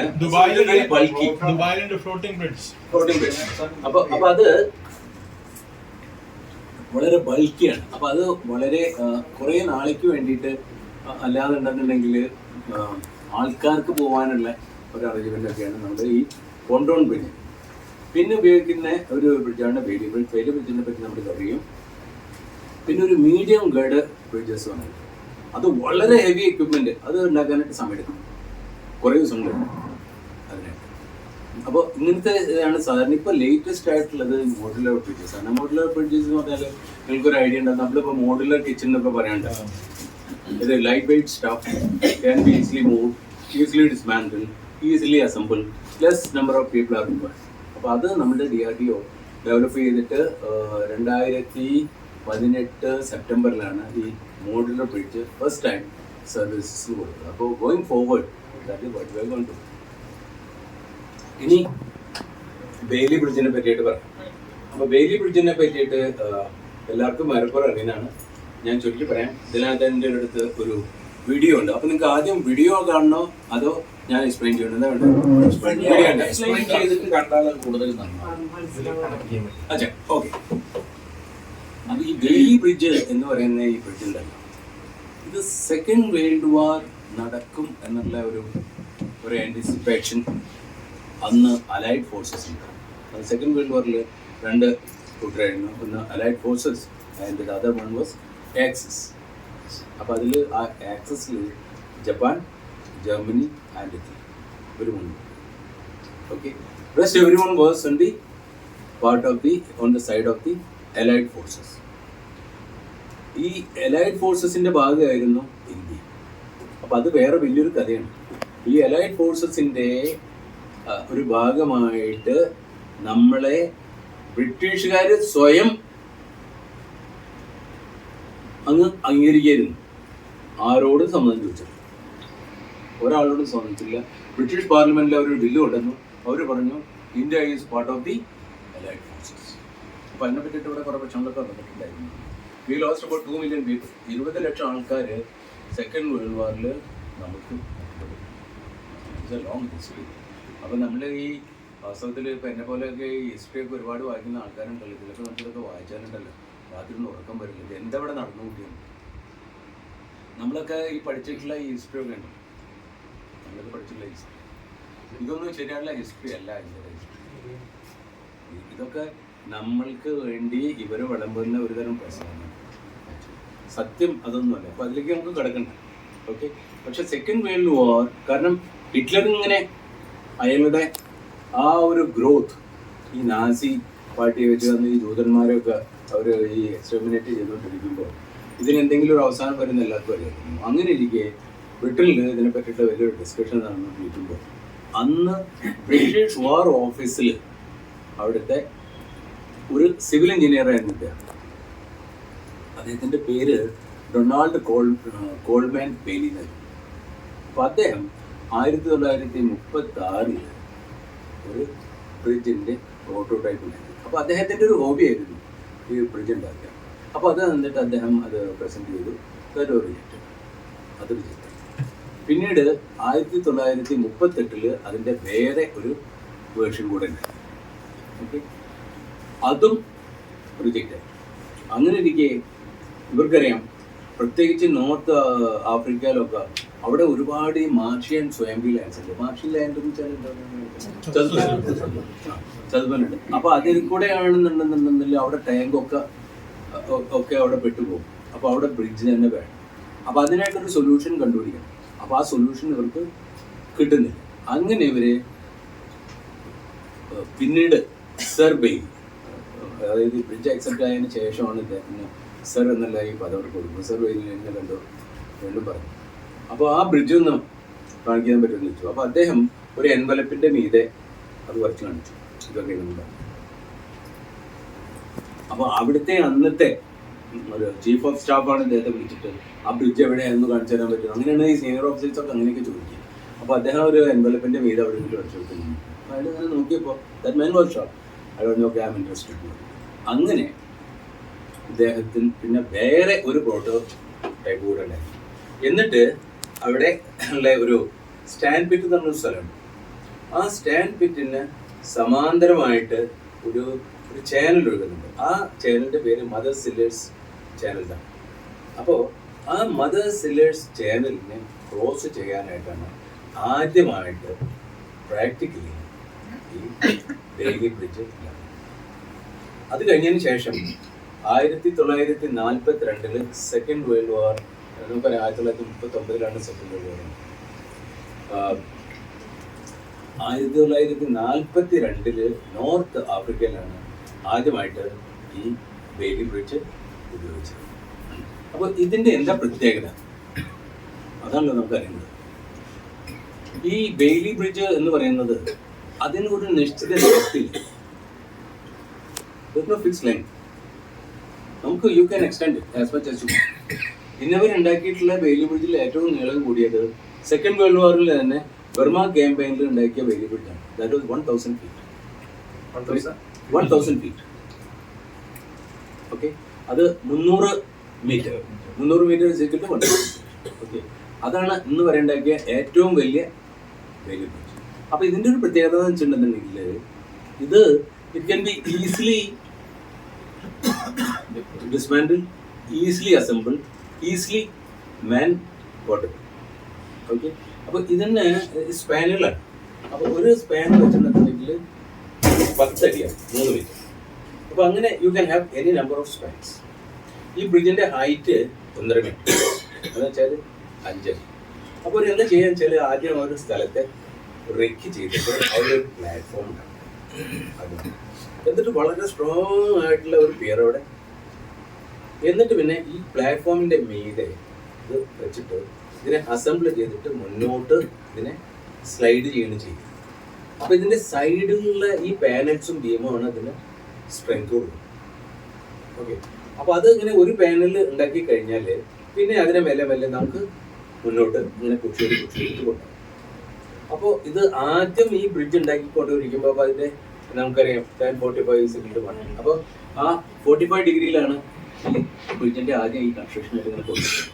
അപ്പോൾ നമുക്കിപ്പോൾ ഒരു 100 മീറ്റർ ഉള്ള ഒരു ബ്രിഡ്ജ് ഉണ്ടാകണമെന്നുണ്ടെങ്കിൽ up to the 50 metres this will be something like 45 degrees. അപ്പോൾ അവിടെ വെച്ച് നമ്മൾ റൈറ്റ് ആംഗിൾ ട്രയാങ്കിൾ വരയ്ക്കുകയാണെന്നുണ്ടെങ്കിൽ അവിടെ അത് 45 ഡിഗ്രി അവിടെ വരെ പോയി, പിന്നെ അവിടെ നിന്ന് it will be sloping down. അങ്ങനെ അപ്പോൾ ഇതിന് ഒരു നിശ്ചിത ലെങ്ത്തിൽ ഒരു സ്പാൻസിന് 260 കിലോഗ്രാമാണ് വരും. 260 കിലോഗ്രാം എന്ന് വെച്ചിട്ടുണ്ടെന്നുണ്ടെങ്കിൽ ആരോഗ്യമുള്ള 4 പട്ടാളക്കാർക്ക് ഇത് കൺസ്ട്രക്ട് ചെയ്യാൻ വളരെ എക്സ്പെർട്ടായിട്ടുള്ള നോളജ് ഉണ്ടായിരിക്കണം. നമ്മുടെ ഇന്ത്യൻ ആർമിയിൽ ഇതിന് മിലിറ്ററി എൻജിനീയേഴ്സാണ്, കോർ ഓഫ് മിലിറ്ററി എൻജിനീയേഴ്സ്, അവർക്കാണ് ഇതിൻ്റെ റെസ്പോൺസിബിലിറ്റി. ഇൻഫാക്ട് ബ്രിട്ടനിലും അവിടുത്തെ റോയൽ കോർ ഓഫ് എൻജിനീയേഴ്സിനായിരുന്നു ഇതിൻ്റെ റെസ്പോൺസിബിലിറ്റി. ഓക്കെ, ഇത് 3 തരത്തിലുള്ള ബ്രിഡ്ജ് ഇതുകൊണ്ടുണ്ടാകും. Class 24, class 40, class 70. ക്ലാസ് 24 ആണ് നമ്മൾ വയനാട്ടിലുണ്ടാക്കിയത്. ഓക്കെ, അതിനെപ്പറ്റി ഞാൻ പിന്നീട് പറഞ്ഞു. പിന്നെ ക്ലാസ് 40 ഉണ്ട്. ക്ലാസ് 40 എന്ന് പറയുന്നത് ഒരു ടാങ്കിനെ ക്രോസ് ചെയ്യും. ഓക്കെ, പിന്നെ അടുത്തത് ക്ലാസ് 70 ആണ്.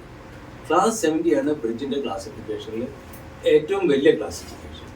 അപ്പോൾ ഈ ക്ലാസ് 70 എന്തിനാണ് ഉപയോഗിക്കുന്നതെന്ന് വെച്ചിട്ടുണ്ടെന്നുണ്ടെങ്കിൽ ഇപ്പോൾ സാധാരണ നമ്മുടെ റോഡിൽ കൂടെ പോകുന്ന ഒരു വാഹനത്തിനും ക്ലാസ് 40 കൂടുതൽ ആവശ്യമില്ല. പക്ഷെ ഒരു ടാങ്കിനെ അതിൻ്റെ ടോവർ വലിച്ചു കൊണ്ട് ഒരു ബ്രിഡ്ജിൽ കൂടെ ക്രോസ് ചെയ്യുകയാണെങ്കിൽ, അഥവാ ആ ടോവറിൻ്റെ മീതെ ഈ ടാങ്കിനെ ലോഡ് ചെയ്തിട്ട് കൊണ്ടുപോവുകയാണെങ്കിൽ അതിൻ്റെ classification will be more than 60-65. Maximum 70 ആണ്. അതിൽ കൂടുതലുള്ള ടാങ്കുകളും ഉണ്ടാക്കാറില്ല, അതിൻ്റെ ടോവർ ഉണ്ടാക്കാറില്ല. അപ്പം അതിന് വേണ്ടിയിട്ടാണ് ഈ ക്ലാസ് 70. ഇപ്പോൾ ഏറ്റവും വലിയ ബ്രിഡ്ജുകളൊക്കെ ഉണ്ടല്ലോ, ബേഡ്വാ റിവറിൻ്റെ മീതുള്ള ബ്രിഡ്ജ്, പിന്നെ നമ്മളിപ്പോൾ ചിനാബ് റിവറിൻ്റെ മീതെ നമ്മൾ വലിയൊരു ബ്രിഡ്ജ് ഉണ്ടാക്കുന്നുണ്ട്. ഇതൊക്കെ യൂട്യൂബിൽ കാണാം. അതൊക്കെ ക്ലാസ് 70 ബ്രിഡ്ജസാണ്. ഓക്കെ, ഇവിടെ നമ്മൾ ഉണ്ടാക്കിയത് ക്ലാസ് 24 ആണ്. അപ്പോൾ അതിനനുസരിച്ച് അതിൻ്റെ ആ സ്ട്രെങ്ത്തിൻ്റെ റിക്വയർമെൻറ്റിനനുസരിച്ചിട്ട് നമ്മൾ ഇതിൻ്റെ ഈ സ്പാൻ ഉണ്ടല്ലോ അത് നമ്മൾ ഇങ്ങനെ എക്സ്പാൻഡ് ചെയ്യും. അപ്പോൾ 2 സൈഡിലും ആദ്യം തന്നെ ഇതിൻ്റെ സ്പാനുകൾ കൊണ്ടുവരും. പ്ലാറ്റ്ഫോമിൻ്റെ മീത് ഉണ്ടാക്കും, മെല്ലെ മെല്ലെ പുഷ് ചെയ്യും. ഓക്കെ, അത് കഴിഞ്ഞിട്ട് പിന്നെ അതിൻ്റെ ഇങ്ങനെ മുന്നോട്ട് പോകുന്നതിനനുസരിച്ച് തന്നെ നട്ടും പോട്ടിട്ട് അത് ശരിക്കും കണ്ടാലേ മനസ്സിലാവും. അപ്പോൾ എനിക്കിങ്ങനെ വെർബലി അത് എക്സ്പ്ലെയിൻ ചെയ്യാനായിട്ട് ബുദ്ധിമുട്ടാണ്. അപ്പോൾ അത് കഴിഞ്ഞതിന് ശേഷം പിന്നെ ഇതിൻ്റെ മീതെ വുഡൻ പ്ലാങ്ക്. അപ്പോൾ ഇതിനകത്ത് ഇൻവോൾവ് ആയിട്ടുള്ള ഇത് ആ സ്റ്റീലും വുഡും മാത്രമാണ്, വുഡൻ പ്ലാങ്ക്സും മാത്രമാണ്. ഇത് രണ്ട് മാത്രമാണ് ഇതിനകത്ത് ഇൻവോൾവ്മെന്റ്. അപ്പോൾ ഇത് റിമൂവ് ചെയ്യാനും അസംബിൾ ചെയ്യാനും വളരെ എളുപ്പമാണ്. അത് മാത്രമല്ല, it can last any number of years. In fact കേരളത്തിൽ അതിനെ പറ്റിയിട്ട് ഞാൻ പിന്നീട് പറയാം. കേരളത്തിൽ ഏറ്റവും ആദ്യം ഉണ്ടാക്കിയിട്ടുള്ള ആ ബ്രിഡ്ജ് ഇന്നുണ്ട്. ആ ബ്രിഡ്ജ് ഇന്നുണ്ടെന്ന് പറയും. കേരളത്തിലെ ഏറ്റവും ആദ്യമായിട്ട് പൂവമ്പാറ ബ്രിഡ്ജാണ് ആറ്റിങ്ങലിൽ. തിരുവനന്തപുരത്തിനും കൊല്ലത്തിനും ഇടയ്ക്കുള്ള ആറ്റിങ്ങൽ എന്ന് പറയുന്ന സ്ഥലത്ത് ഒരു പൂവമ്പാറ ബ്രിഡ്ജ് ഉണ്ട്. അതിന്റെ ലെങ്ത് 105 ഫീറ്റ്. 105. ഇവിടെ അല്ല, വയനാട്ടിലേക്ക് നമുക്ക് പിന്നീട് വരാം. ഒരു ഇപ്പൊ വീഡിയോ കാണിച്ചു തരാം. ആ വീഡിയോയിൽ പറയുന്നുണ്ട് ഈ ബെയിലി ബ്രിഡ്ജ് ഏറ്റവും ആദ്യം ട്രൈ ചെയ്ത് കേരളത്തിലാണ്. That's not right. That's not right. ഏറ്റവും ആദ്യം ഈ ബ്രിഡ്ജ് ട്രൈ ചെയ്ത് ദ്രാസിലായിരുന്നു. കാർഗിലത്തെ സമയത്ത് ഞാൻ പറഞ്ഞത്. അപ്പൊ അവിടെ ദ്രാസ് റിവറും സുലു റിവറും, രണ്ട് റിവർ ഇങ്ങനെ പാരലായിട്ട് പോകുന്നു. അപ്പൊ നമുക്ക് പാകിസ്ഥാനിലേക്ക് പോകണമെന്നുണ്ടെന്നുണ്ടെങ്കിൽ ഈ രണ്ട് റിവറിന്റെയും ക്രോസ് ചെയ്തിട്ട് വേണം നമുക്ക് പോകണം. അപ്പൊ അവിടെയാണ് ഈ ബ്രിഡ്ജ് 1964 ഏറ്റവും ആദ്യമായിട്ട് കൺസ്ട്രക്ട് ചെയ്തത്. അപ്പൊ അത് ഓർമ്മിക്കണം, 5000 മീറ്റർ ഉയരം. ഓക്കെ, 5000 മീറ്റർ ഉയരത്തിലാണ് നമ്മൾ ഈ ബ്രിഡ്ജ് ഉണ്ടാക്കിയത്. 30 മീറ്റർ വെച്ചാൽ 100 അടി ആയിരുന്നു അതിന്റെ നീളം. ആ ബ്രിഡ്ജ് കാണാൻ എനിക്ക് പറ്റിയില്ല, എനിക്കൊന്ന് കാണണമെന്നുണ്ടായിരുന്നു. ഇന്ന് കാണുന്നുണ്ടെങ്കിൽ ഞാൻ പോയി കണ്ടേനെ. ഈ ബെയിലി ഇത്ര വലിയ ഹീറോ. പക്ഷെ നമ്മൾ ദ്രാസിലേക്കൊക്കെ പോകുമ്പോൾ, അപ്പോൾ ഞാനിപ്പോൾ പോയി നല്ല ദ്രാസിലേക്ക് നമുക്ക് 4-5 ബ്രിഡ്ജ് ഞാൻ കണ്ടതായിട്ടാണ് ബെയിലി ബ്രിഡ്ജ്. അപ്പൊ ഈ ബ്രിഡ്ജ് എന്ന് പറയുന്നത്, ഇതിന്റെ കൺസ്ട്രക്ഷൻ വളരെ റെഗുലറായിട്ട് നമ്മുടെ സോൾജേഴ്സ് പ്രാക്ടീസ് ചെയ്യും. Practice it every day. അപ്പോൾ എല്ലാ ഈ എഞ്ചിനീയർ റെജിമെന്റിലും ഒരു ബ്രിഡ്ജിങ് കമ്പനി ഉണ്ട്. അപ്പോൾ ആ ബ്രിഡ്ജിങ് കമ്പനിയുടെ ഒരു പെർമനന്റ് റോളാണ്. ഇപ്പോൾ കൊല്ലത്തിൽ ഒരു തവണ ഒരു ബ്രിഡ്ജിങ് കോമ്പറ്റീഷൻ ഉണ്ട്. അപ്പോൾ ഇന്റർ യൂണിറ്റ് ഒരു ബ്രിഡ്ജിങ് കോമ്പറ്റീഷൻ ഉണ്ടാവും. അതിൽ കൺസ്ട്രക്ട് ചെയ്യുന്ന ബ്രിഡ്ജ് ബെയിലി ബ്രിഡ്ജാണ്. അപ്പോൾ പട്ടാളക്കാരെ സംബന്ധിച്ചിടത്തോളം ഇതൊരു അത്ര വലിയൊരു വലിയ പരിപാടി ഒന്നുമില്ല. ഇപ്പൊ ഇവിടെ തന്നെ കേരളത്തിലെ ആ കോൺഫിഡൻസ് നോക്കണം. എനിക്ക് ലേഡീസിനെതിരായിട്ടൊന്നും പറയാനില്ല, പക്ഷെ കേരളത്തില് നമ്മളുടെ വയനാട്ടിലുണ്ടാക്കിയ ബ്രിഡ്ജ് അത് സൂപ്പർവൈസ് ചെയ്തതാരാ? മേജർ സീതാ ഷെട്ടി. സാധാരണ ഞങ്ങള് ഒന്നും അങ്ങനത്തെ റിസ്ക് എടുക്കില്ല. പക്ഷെ അപ്പൊ അതാണ് ഞാൻ പറയുന്നത്, കോൺഫിഡൻസ്. ഒരു ക്യാപ്റ്റനും ഒരു മേജറും കൂടിയിട്ടാണ് ആ ബ്രിഡ്ജ് ഉണ്ടാക്കിയത്. നമ്മുടെ 130 പട്ടാളക്കാരുണ്ടായിരുന്നു ഇതിനു വേണ്ടിയിട്ട്. MEG സെന്ററിൽ നിന്നാണ് അവർ വന്നത്. ഇപ്പൊ ചിലർ പറയുന്നുണ്ട്, ഈ യൂട്യൂബിലും അതിലൊക്കെ പറയുന്നുണ്ട്, ഡൽഹിയിൽ നിന്നാണ് സാധനങ്ങൾ കൊണ്ടുവരുന്നത്. ഡൽഹിയിൽ നിന്ന് നല്ല സാധനങ്ങൾ കൊണ്ടുവരുന്നത് MEG സെന്റർ ബാംഗ്ലൂരിൽ നിന്നാണ് സാധനങ്ങൾ കൊണ്ടുവരുന്നത്. 20 ട്രക്കുകൾ വന്നു. ആ 20 ട്രക്കുകളിൽ 200 അടി വീതിയിൽ നീളത്തിലുള്ള പാലുണ്ടാക്കാനായിട്ട് ഉള്ള തുവരങ്ങളാണ് കൊണ്ടുവരുന്നത്. അതിൽ നമുക്ക് 190 അടിയാണ് ആ ബ്രിഡ്ജിനായിട്ട് നമുക്ക് വേണ്ടി വരുന്നത്. പിന്നെ കേരളത്തിൽ അവിടെ ഇവിടെ ഉണ്ടായിട്ടുണ്ട്. അപ്പോൾ ഓക്കെ, ഇനി അതവിടെ കിടക്കും. അങ്ങനെയാ. അപ്പൊ അത് ഏത് വരെ ഇപ്പൊ അവിടെ ബ്രിഡ്ജ് ഉണ്ടാക്കാൻ കാരണം അവിടുത്തെ ആ റിവർ ഉണ്ടല്ലോ, ഇരുവഞ്ചിപ്പുഴ. ആ ഇരുവഞ്ചിപ്പുഴയുടെ മീതെ അതപ്പോ അത്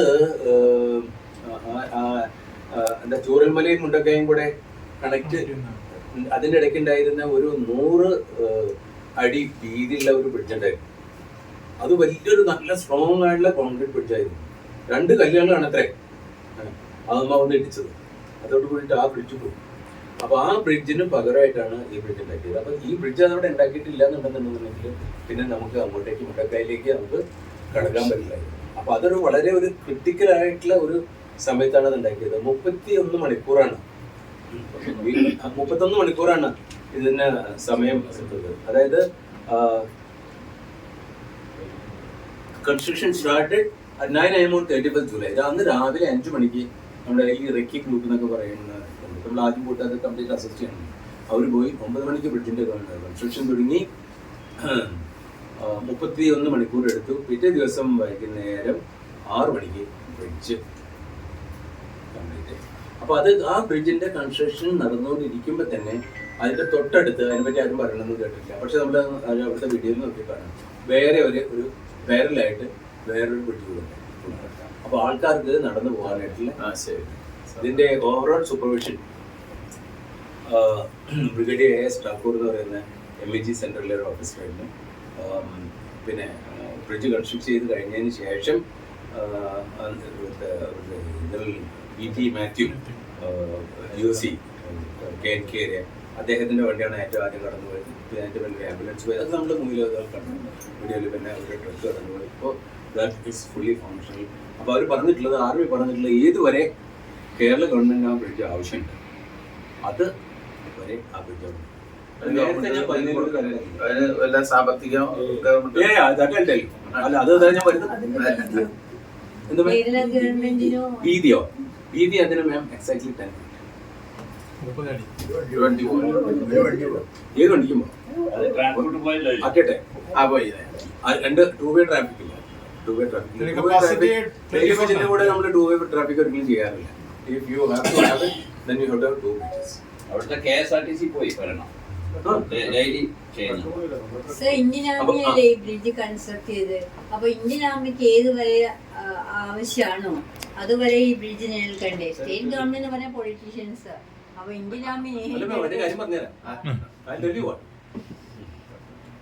അപ്പൊ എനിക്ക് അറിയുന്ന ഈ ചോദ്യം വരുന്നത്. അപ്പൊ അത് കാരണം ഈ ടോപ്പിക്ക് ഞാൻ ഇവിടെ ഇട്ട് വെച്ചിട്ടുണ്ട്. അപ്പൊ ഇതിലെ ഏറ്റവും വലിയ ഒരു 3-4 കോൺട്രവേഴ്സി നടന്നത്, ഒന്ന് ആം forces billing the state government. 2018 ഇവിടെ വെള്ളപ്പൊക്കം ഉണ്ടായപ്പോൾ ഇന്ത്യൻ ആർമിയും നേവിയും കേരള ഗവൺമെന്റിനെ ബില്ലിംഗ് ചെയ്തു. ഓക്കെ, അപ്പോൾ അതിന് നമ്മുടെ അന്നത്തെ സ്റ്റേറ്റിലെ ചീഫ് മിനിസ്റ്റർ ഭയങ്കര ശബ്ദമൊക്കെ ഉണ്ടാക്കി. അപ്പോൾ ആ ഫോഴ്സസ് പറഞ്ഞു നത്തിങ് ഡൂയിങ്. കാരണം എന്താണെന്ന് വെച്ചാൽ ഈ ഡിഫൻസിനുള്ള ബജറ്റ് ഉണ്ടല്ലോ, ആ ബജറ്റിൽ കൂടെ ഒരു പൈസ എക്സ്ട്രാ ഡിഫൻസിന് കിട്ടില്ല. അപ്പൊ ഡിഫൻസിന് കൊടുത്തിട്ടുള്ള ആ പൈസ ഡിഫൻസിന്റെ ആവശ്യത്തിന് വേണ്ടിയിട്ടുള്ള ബ്രിഡ്ജ് ഉണ്ടാക്കാനോ ബാക്കിയുള്ള കാര്യത്തിനല്ല. Manpower is free. ആം ഫോഴ്സസിന് എംപ്ലോയ് ചെയ്താൽ manpower is free, but for everything else. അപ്പൊ അതൊരു പേപ്പർ ട്രാൻസാക്ഷൻ ആണ്. It's a paper transaction. അത് ഡിഫൻസിന്റെ ബജറ്റിലേക്ക് കേന്ദ്ര ഗവൺമെന്റ് കൊടുത്താലും ശരി, കേരള ഗവൺമെന്റ് കൊടുത്താലും ശരി, ആര് കൊടുത്താലും ശരി, ആം ഫോഴ്സസ് ഗവൺമെന്റ്. അപ്പൊ അവരുടെ റെസ്പോൺസിബിലിറ്റി എന്ന് വെച്ചപ്പോ കേരളത്തില് ഈ ബ്രിഡ്ജ് ഉപയോഗിച്ചിട്ടുണ്ട് അല്ലെങ്കിൽ വേറെ റിസോഴ്സസ് ഉപയോഗിച്ചിട്ടുണ്ടെന്നുണ്ടെങ്കിൽ defence forces will bill the government of Kerala for. അത് കഴിഞ്ഞതിന് ശേഷം ഇവരത് എങ്ങനെ ഈ പേപ്പർ ട്രാൻസാക്ഷനിലായി സീനിയർ ആയിട്ടുള്ള പൊസിഷനിൽ വെച്ചിട്ട് നമുക്ക് എല്ലാവർക്കും പറയാം these are all paper transactions. അല്ലാണ്ട് ഇതിലിപ്പോ ഫിസിക്കലി ചെക്ക് ഒന്നും അങ്ങോട്ടും പോകുന്നില്ല. It's on adjustment, ledger adjustment. അതൊന്നും വലിയ കാര്യങ്ങളൊന്നുമില്ല. പക്ഷെ അതങ്ങനെ കോൺട്രവേഴ്സി ഉണ്ടായി. പിന്നെ വേറൊന്ന്, ഞാൻ ആ NDRFന്റെ ഒരു ഇതിനെപ്പറ്റി പറഞ്ഞു. നമ്മൾ ആദ്യം ആവശ്യപ്പെട്ടിട്ടുണ്ടായിരുന്നു 9 ടീമിനോട് വെക്കണമെന്ന് പറഞ്ഞിട്ടുണ്ടായിരുന്നു. അതിനൊന്നും യാതൊരു ട്രിപ്പല്ല. ഇതൊക്കെ ഞങ്ങൾക്കൊക്കെ പല സോഴ്സസിൽ കൂടെ ഇൻഫർമേഷൻ. അപ്പം നമ്മളിങ്ങനെയൊക്കെ എന്തെങ്കിലും കേട്ടെങ്കിൽ നമ്മുടെ അവിടെയൊക്കെ ആർമി ഹെഡ് ക്വാർട്ടറിലൊക്കെ ഇരിക്കുന്ന നമ്മുടെ ഫ്രണ്ട്സും എല്ലാവരും ജൂനിയേഴ്സും അവരൊക്കെയാണ്. അവരോടൊക്കെ നമ്മൾ ചോദിക്കില്ലേ വാട്ട്സ് മാറ്ററില്ലേ. അപ്പോൾ അത് ഇവര് മുൻകൂട്ടി ആവശ്യപ്പെട്ടതൊന്നുമല്ല. അന്ന് കേന്ദ്ര ഗവൺമെന്റ് ഓഫർ ചെയ്തതാണ് നമുക്ക് ഈ ഇവരോട് ചോദിച്ചാൽ എന്ത് വേണം. അപ്പോൾ കേരള ഗവൺമെന്റ് പറഞ്ഞത്, ഞാൻ കോൺട്രവേഴ്സിലേക്ക് കിടക്കല്ല, കേരള ഗവൺമെന്റ് പറഞ്ഞോട് അവർ വീണ്ടും വാണ്ട് ചെയ്തു. വളരെ ഹെവി റേറ്റ്സ് ഉണ്ട്, നിങ്ങൾ വേണ്ട ആക്ഷൻ എടുക്കുക. അപ്പോൾ കേരള ഗവൺമെന്റ് പറഞ്ഞു ഞങ്ങളോട് റെഡ് അലർട്ട് എന്നോ ഓറഞ്ച് അലർട്ട് എന്നോ യെല്ലോ അലർട്ട് എന്നോ പറഞ്ഞിട്ടാണ് പറയാം. ഗംഭീരമായിട്ടുള്ള മഴ വരാൻ പോകുന്നു, വെള്ളപ്പൊക്കം വരാൻ പോകുന്നു പറഞ്ഞു. അപ്പോൾ പറഞ്ഞില്ല അത്രേ ഓറഞ്ച് അലർട്ട് ആണെന്നോ യെല്ലോ അലർട്ട് ആണെന്നോ. That is another. പിന്നെ വേറൊരു കോൺട്രവേഴ്സി ഇപ്പൊ ഇതിനെ പറ്റി നടന്നത്, ആ പാവം മേജർ രവിയും ലെഫ്റ്റനന്റ് കേണൽ മോഹൻലാൽ അവിടെ യൂണിഫോം ഇട്ട് പറഞ്ഞു. മേജർ രവിയുടെ യൂണിഫോം നിങ്ങൾ ശ്രദ്ധിച്ചോ? അദ്ദേഹം സ്റ്റാറൊന്നും വെച്ചിട്ടില്ല. He wasn't wearing any this thing. അപ്പൊ അതിനെ പറ്റിട്ട് അതൊന്നും പറയുന്ന അല്ല, എനിക്കിപ്പോ വല്ലപ്പോഴും ഞാനൊക്കെ ഒന്ന് യൂണിഫോം ഇട്ടിട്ട് കണ്ടിട്ട് എനിക്കെതിരെ 8 കേസ്. അപ്പോ മിലിറ്ററിയിൽ നിന്ന് റിട്ടയർഡ് ആയിട്ടുള്ള ആൾക്കാർക്ക് യൂണിഫോം ഇടാനായിട്ട് പ്രത്യേക പെർമിഷൻ ആവശ്യമില്ല. ചില സ്പെഷ്യൽ ഒക്കേഷന് മിലിറ്ററിക്കാർക്ക് യൂണിഫോം ഇടാം. ഫോർ എക്സാമ്പിൾ, നാളെ എന്നെ പ്രസിഡന്റ് ഓഫ് ഇന്ത്യ വിളിക്കുകയാണ് എന്തെങ്കിലും കാര്യത്തിനായിട്ട്. I to wear uniform and go. I cannot go to a municipal dress. Okay, if the prime minister calls me, I have to go in uniform. If I go to the Supreme Court for a case, I have to go in uniform. Supreme Court മാത്രം, not in High Court. Okay. Ceremonial ഒക്കേഷൻസിന്, for example military ഫ്യൂണറൽസിന് uniform ഇടാം, Republic Day പരേഡിന് uniform ഇടാം, Independence ഡേക്ക് uniform ഇടാം, ഏതെങ്കിലും foreign എംബസിയിലേക്ക് നമ്മൾ വിളിക്കുകയാണെന്നുണ്ടെങ്കിൽ നമുക്ക് യൂണിഫോം ഇടാം. ആൻഡ് മോസ്റ്റ് ഇമ്പോർട്ടൻ്റ്ലി 8 സിവിൽ അതോറിറ്റീസിന് എന്നെ റിട്ടയർഡ് ബ്രിഗേഡിയർ എൻ എ സുബ്രഹ്മണ്യനെ കേരള ഗവൺമെൻറ് എന്നെ വിളിക്കുകയാണെങ്കിൽ I can wear my uniform and stop. Okay, there is rule. ഇവർക്കെതിരെയുള്ള കോൺട്രവേഴ്സി എന്ന് വെച്ചാൽ മേജർ രവി യൂണിഫോം ഇട്ടില്ല. ആ മനുഷ്യൻ, ഞാൻ അതിൻ്റെ ഒരു യൂട്യൂബ് കണ്ടു. He has already got 3 stents in his heart. 3 stent already വെച്ചിട്ടുണ്ട്. ഇനി 2 സ്റ്റെൻറ്റും കൂടെ വെക്കണം. ഇനി ഒരു കിഡ്നി അദ്ദേഹത്തിൻ്റെ റീപ്ലേസ് ചെയ്തിട്ടുണ്ട്. എന്നിട്ട് ഇവരവിടെ പോയിട്ട് ഒരു വിശ്വശാന്തി ഫൗണ്ടേഷൻ എന്നൊരു ഫൗണ്ടേഷൻ ഉണ്ടാവും. ആ ഫൗണ്ടേഷൻ്റെ മാനേജിങ് ഡയറക്ടറാണ് മേജർ രവി, അതിൻ്റെ ചെയർമാനാണ് ശ്രീ മോഹൻലാൽ. ഇവർ 2 പേരും കൂടിയിട്ടാണ് അവിടെ പോയത്. അപ്പോൾ അവിടെയുള്ള ഒരു LP സ്കൂൾ ഒലിച്ചു വരും. ആ ഒലിച്ചുപോയ സ്കൂൾ റീകൺസ്ട്രക്ട് ചെയ്യണം എന്ന് തീരുമാനിച്ചുകൊണ്ട് അവിടേക്ക് പോയതാണ് മേജർ രവി. ഈ പാവ കുന്നുകളൊക്കെ കയറി വരുമ്പോൾ 3 തവണ താഴ്ന്നിട്ടിരിക്കേണ്ടായിരുന്നു. എന്നിട്ട് ശ്രീ മോഹൻലാൽ അദ്ദേഹത്തെ പലതവണ ചീത്ത വിളിച്ചത് നീ എന്തിനാ അങ്ങനത്തെ റിസ്ക് എടുക്കുന്നു. അപ്പോൾ അദ്ദേഹം യൂണിഫോം ഇട്ടെന്നും പറഞ്ഞിട്ടുള്ള ഒരു കോൺട്രവേഴ്സി. അപ്പോൾ ചുരുക്കി പറഞ്ഞാൽ മിലിറ്ററിക്കാർക്ക് യൂണിഫോം ഇടുന്നുണ്ട് കുഴപ്പമില്ല. ഇനിയിപ്പോൾ നാളെ ഞാൻ നാട്ടിൽ വന്നതിന് ശേഷം അന്ന് വീട്ടില് ആ മീഡിയക്കാരെല്ലാരും കൂടെ അത്ര വലിയ ക്യാമറയും പരിപാടിയൊക്കെ എടുത്ത് വന്നിട്ടുണ്ട്. സാറിന്റെ യൂണിഫോം ഒന്ന് കാണിക്കാനാണ് ഞാൻ പറഞ്ഞ റിട്ടയർ ചെയ്തതിനു ശേഷം യൂണിഫോമിലേക്ക് തിരിച്ചു നോക്കില്ല. ഒന്നാമത് അന്ന് ഞാൻ വളരെ സ്ലിമൊക്കെ ആയിരുന്നുള്ളൂ. അപ്പൊ ഞാൻ ആനയുടെ അത്ര വലുപ്പുണ്ടായി, അത് പറ്റില്ല എന്ന് പറഞ്ഞു. അപ്പൊ യൂണിഫോം വേണം. ഇതൊക്കെ ആയിരുന്നു. ഇനി അപ്പൊ എന്റെ പ്രസന്റേഷൻ കഴിഞ്ഞിടത്തോളം ഒരു നന്ദി പറഞ്ഞാ പോരാ, നമുക്കൊന്ന് ആദ്യം കൈയടിച്ചിട്ടൊന്ന് അഭിനന്ദിക്കട്ടെ. അപ്പൊ നമുക്ക് ഇതിനൊരു നന്ദി കൃത്യമായി പറയാനായിട്ട് ഭാഷേനെ ക്ഷണിക്കും. നമുക്കിടാം. എനിക്ക് ഏറ്റവും രസം തോന്നിയത് നമ്മുടെ കേരളത്തിന് സൈന്യത്തെ അറിയില്ല സത്യത്തില്. അതുകൊണ്ട് ഒരു വേലിപ്പാലം വന്നപ്പോൾ നമ്മള് മേജറുടെ പേരും അല്ലെങ്കിൽ വിജയനായർ പേരും നമ്മളൊക്കെ അങ്ങനെ നമ്മളെ സൈന്യത്തെ സംബന്ധിച്ചൊന്നും ഷൈനിങ് ഇല്ല. അതൊന്നും അവൻ്റെ ഡ്യൂട്ടിയാണ്. അവൻ ചെയ്യുന്നത് 31 മണിക്കൂറിനുള്ളത് 25 ആക്കാൻ പറ്റുമെന്നുള്ള അവൻ്റെ പോളിസി. നമ്മളെ സംബന്ധിച്ച് ഇതൊക്കെ ഒരു 2 ദിവസം കൊണ്ട് അവിടെ 1000 ആൾക്ക് താമസിക്കാനുള്ള ടെൻറ്റ് അടിക്കണം എന്ന് പറഞ്ഞാൽ വിതിൻ സെക്കൻഡ് ധർമ്മസ്ഥല് പള്ളി ഉണ്ടാവും, ഫസ്റ്റ് എയ്ഡ് ഉണ്ടാവും, എല്ലാ സാധനം സെറ്റ് ചെയ്യാനുള്ള കപ്പാസിറ്റി സൈന്യത്തിനുണ്ട്. പക്ഷെ സൈന്യത്തിന് ഉപയോഗിക്കേണ്ടവർ ഉപയോഗിക്കണം. അതുകൊണ്ട് ഒരു അർജുൻ ലോറി പറഞ്ഞു അവനെ കണ്ടുപിടിക്കാൻ പറ്റാത്ത റഡാറില്ലാത്ത സൈന്യമാണോ എന്നൊക്കെ പറഞ്ഞ് കളിയാക്കുമ്പോൾ ഒരാളും കിട്ടണില്ല. കാരണം അതിൻ്റെ ആവശ്യമില്ല, ഞങ്ങളെ സംബന്ധിച്ചതിൻ്റെ ആവശ്യമില്ല. ഞങ്ങൾക്ക് നിങ്ങളുടെ പവർ എന്താണെന്ന് നിങ്ങൾക്കറിയാം, അനിക്കാനയുടെ പവർ അറിയാം. നമ്മൾ പറഞ്ഞെടുക്കുന്ന കാര്യമൊന്നുമില്ല. മനസ്സിലായി? അപ്പോൾ കേരളത്തിനെ സംബന്ധിച്ച് സൈന്യം എന്നൊക്കെ പറയുമ്പോൾ ബേലിപ്പാലം എന്നൊക്കെ പറയുമ്പോൾ നിങ്ങളെ സംബന്ധിച്ച് അതൊരു റൂട്ടീൻ പ്രോഗ്രാം. സാറ് പറഞ്ഞ പോലെ ട്രെയിനിങ് ആണ്. ഞാൻ ക്യാമ്പിൽ ട്രെയിനിങ് നടത്തുമ്പോൾ എന്തിനാണ് ഈ ടെൻ്റ് ഇങ്ങനെ വെറുതെ അടിക്കുക, അത് കഴിഞ്ഞാൽ അപ്പോൾ ചോദിക്കുക. അത് എത്ര സമയത്തിനുള്ളിൽ ബ്രിഗേഡിയർ വരുമ്പോഴേക്കും ഒരു ക്യാമ്പ് സൈറ്റ് സെറ്റ് ചെയ്യണം. അത് നമ്മുടെ ഓഫീസേഴ്സ് ട്രെയിനിങ്ങിൻ്റെ ഭാഗമാണ്. ഇത് 14 പേർക്കോട് ചെയ്യണം. അതെങ്ങനെ ഡിവൈഡ് അപ്പോൾ SMO ഡിസൈൻ ചെയ്തിട്ടുണ്ട്. അവരുടെ ഡിസൈൻ കപ്പാസിറ്റി അത് ബ്രിഗേഡിയർ വരുമ്പോഴേക്കും ക്യാമ്പ് സെറ്റ്. അപ്പോൾ ബ്രിഗേഡിയർ വന്നു, നമുക്ക് ധർമ്മസ്ഥല കാണണം. അപ്പോൾ ധർമ്മസ്ഥല ഫസ്റ്റ് എയ്ഡ് എങ്ങനെയുണ്ട് അവിടെ എക്യുപ്മെന്റ്സ്? ധർമ്മസ്ഥല